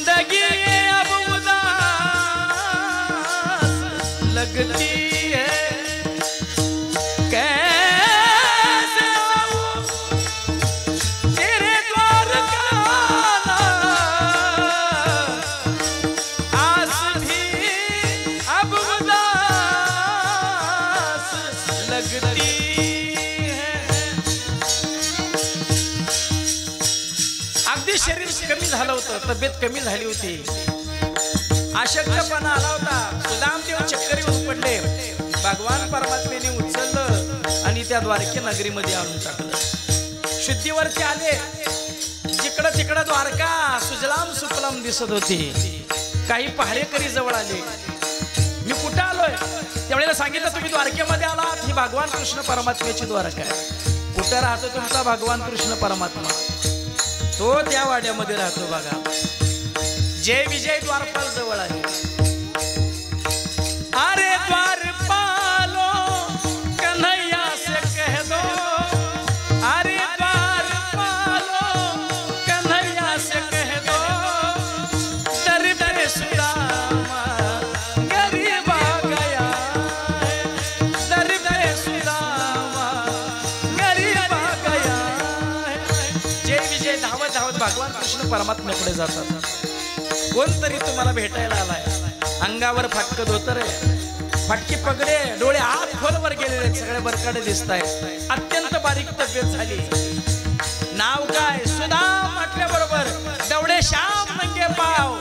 हो, उपर एका बाजूला, पगडी एका बाजूला, बिना चपला घालता, खडावा घालता भगवान कृष्ण परमात्मा सुदाम देवाच्या भेटी करता गेला. सुदाम याला जसं पाहिलं तसं कडकडून मिठी मारली. सगळे पाठीमागे धावतायत.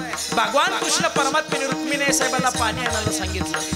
सगळ्या दाशा सोडून ज्या अर्थी मला काम सांगितलं त्या अर्थी नक्कीच पाहून आलेला कोणतरी जवळच असला पाहिजे. रुक्मिणी साहेबांना पाणी घेऊन यायला उशीर झाला. भगवान कृष्ण परमात्म्याने स्वतःच्या आसवाने सुदाम देवाचे पाय धरले, सिंहासनावरती बसवलं. सोन्याचा उपरण, सोन्याचा पंचा सुदाम देवाला दिला.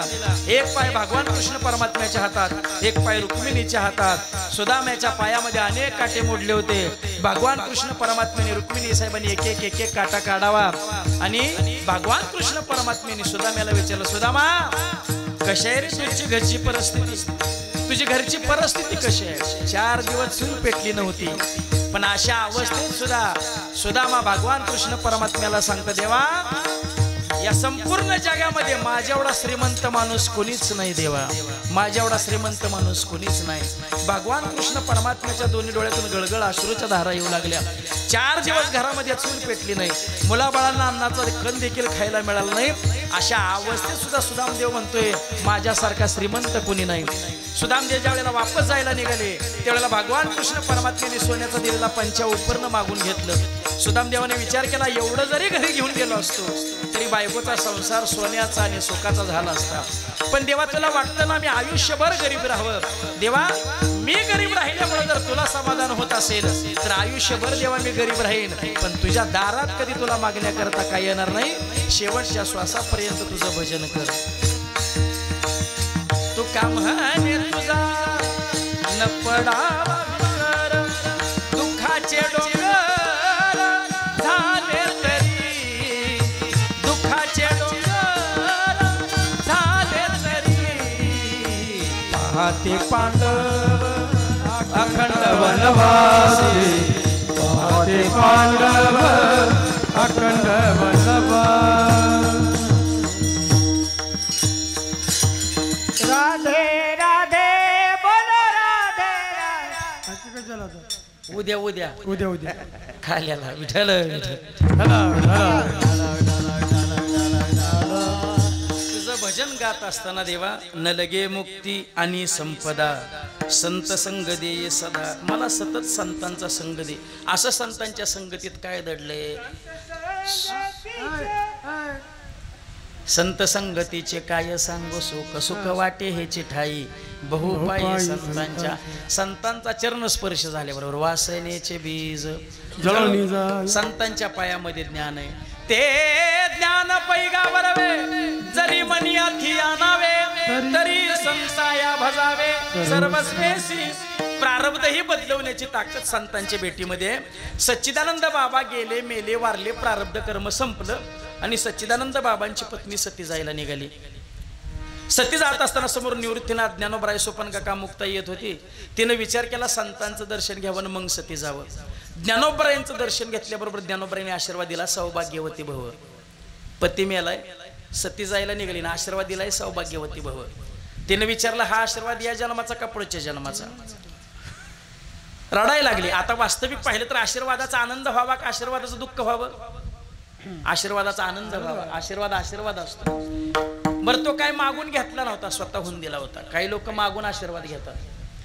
मी 15 वर्षापूर्वी नुकतंच कीर्तन करायला सुरुवात केली होती. थोडंसं नाव झालं होतं. झालं याचं चाललंय लग्न ठरवायचं, याचं लग्नच ठरना. तर माझीच वानावा, मीच शोधून दमलो. मी काय आशीर्वाद देणार? मागून घेतला नव्हता, स्वतःहून दिला होता. ज्ञानोबरांनी विचारलं का रडत आहे? म्हणजे पती मेला आहे, सती जायला निघाली ना, आतला आशीर्वाद देता हा या जन्माचा का पुढच्या जन्माचा? ज्ञानोबर म्हणले आशीर्वाद जरी मी दिला असला तरी बोलविता धनी वेगळाच ना. ते वरून आलंय ना. काय पतीचं नाव सांगितलं? पतीचं नाव आहे सच्चिदानंद. ज्ञानोबर म्हणले सच्चित आनंद म्हणजे भगवान परमात्मा आहे ना. भगवान परमात्मा असणारा पती मेला म्हणताय, कुठं आहे पतीचं प्रेत? ती मोठ्यानं रडू लागली. ज्ञानोबराय म्हणले का रडताय? ती म्हणली पती मेला म्हणून रडत नाही, सती जायचंय म्हणूनही रडत नाही. आज संतांच्या मुखातले शब्द खोटे ठरतायत. आज जर संतांच्या मुखातले शब्द खोटे ठरले तर भविष्यात संत वचनावर कोणी विश्वास ठेवणार नाही, याचं दुःख होऊ लागले. प्रेताजवळ आले, कमंडोलातलं पाणी शिंपटलं, चमत्कार झाला. सच्चिदानंद बाबा उठून बसले. त्या सच्चिदानंद बाबांकडून ज्ञानोबरांनी ज्ञानेश्वरी लिहून घेतली. सच्चिदानंद बाबा आधार लेखक झाला. प्रारब्ध कर्म संपलं होतं, पण प्रारब्ध कर्म बदलवण्याची ताकद संतांच्या भेटीमध्ये आहे. म्हणून महाराज सांगतात संत संग दे सदा. हे करत असताना तो का म्हणे गर्भवासी सुके घालावे आम्हासी. वास्तविक पाहिलं तर काय सांगू गर्भीची तरी सुद्धा घेईन मी जन्म यासाठी देवा तुझी चरण सेवा साधावया. म्हणून तू का म्हणे गर्भवासी सुखे घालावे आम्हासी गुण गायन आवडी हेची माझी सर्व जोडी. असो या अभंगाचा भावार्थ जो माझ्या बुद्धीला पटला तुम्ही तुमच्यासमोर मांडण्याचा प्रयत्न केला. या ठिकाणी कीर्तन सेवेकरता निमंत्रित केलं त्याबद्दल पुनच एकदा समस्त ग्रामस्थ मंडळाचा आभार आहे. ज्यांच्या नियोजनातून ज्यांच्या निमंत्रणातून ते येण्याचा योगाला हरिभक्ती परायण महाराष्ट्रातील सुप्रसिद्ध कीर्तनकार आमचे हरी महाराज अमरापूरकर, तसेच आदरणीय आमचे माळी सर त्यांच्या ठिकाणी दर्शन घेतो. आदरणीय आमचे दादा त्यांच्या ठिकाणी दर्शन घेतो. मृदंगाची गोडसाद केली आमचे नितीन महाराज भंडारी, आदरणीय आमचे भागवत महाराज त्यांच्या ठिकाणी दर्शन घेतो. गायनाची गोडसाद केली हरिभक्तीवर आमचे हरी महाराज पलुसकर, आदरणीय निवृत्तीनाथ महाराज आदरणीय बाबा त्यांचं या ठिकाणी दर्शन घेतो. हार्मोनियमची गोडसाद केली बाबांचं दर्शन घेतो. या कीर्तन सेवेकरता आवर्जून उपस्थित महाराष्ट्रातील सुप्रसिद्ध कीर्तनकार माझे जीवलग मित्र आदरणीय पूजनीय प्रमश्रद्धेय आमचे झेंडे साहेब त्यांचं या ठिकाणी दर्शन घेतो. माझे जीवलग मित्र आमचे सचिनदादा मोहिते त्यांचं दर्शन घेतो. आदरणीय आमचे शेखर सर आहेत त्यांचं दर्शन घेतो. आमचे शेखर काका पवार त्यांचं दर्शन घेतो. सर्व टाळकरी मंडळी सर्वांचं दर्शन घेतो. आणि तुम्हाला चुकवत नाही, तुम्ही नसता तर 2 तास सेवा कोणामुळे केली असती. तुमचंही दर्शन घेतो. आपल्या गावचं परमार्थिक वैभव आदरणीय पूजनीय प्रमश्रद्धेय आमचे प्रल्हाद महाराज कडेपूरकर महाराजांचं दर्शन घेतो. स्पीकरचे उत्तम असते त्यांचं दर्शन घेतो. विनेकरी सोबदार त्यांचं दर्शन घेतो. पाठीमागं कट्ट्या वाट्यावर गप्पा मारीत कावना 2 तास कड मारलाय त्यांचंही दर्शन घेतो. आणि साष्टांग दंडवत ज्यांनी घरातून कीर्तन ऐकलं त्यांना ज्ञानदेव तुकाराम ज्ञानदेव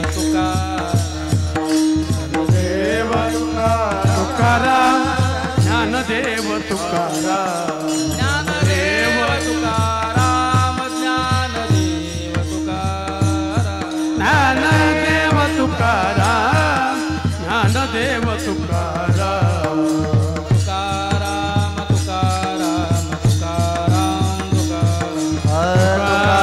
तुकाराम तुकाराम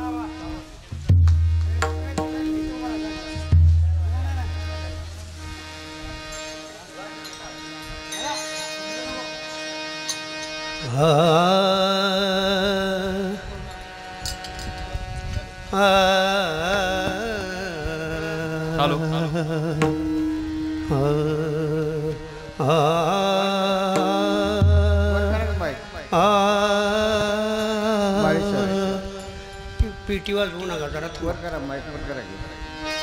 बंद करा.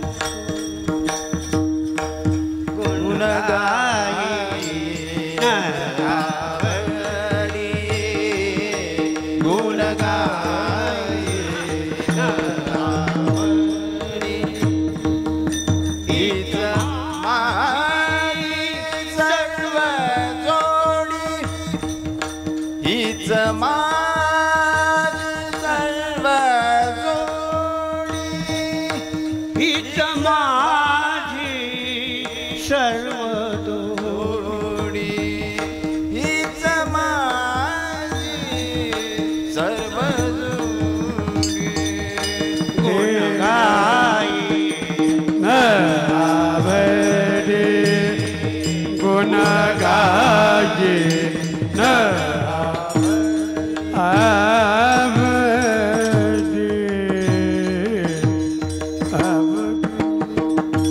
जय विठ्ठल जय विठ्ठल जय विठ्ठल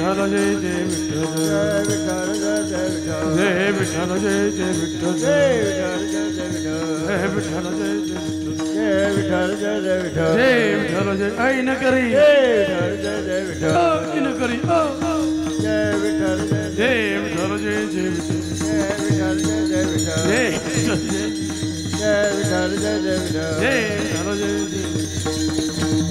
बोलले लेकुरे वेदे वाकुडे उत्तरे नाही विचारला ते करवे आपुला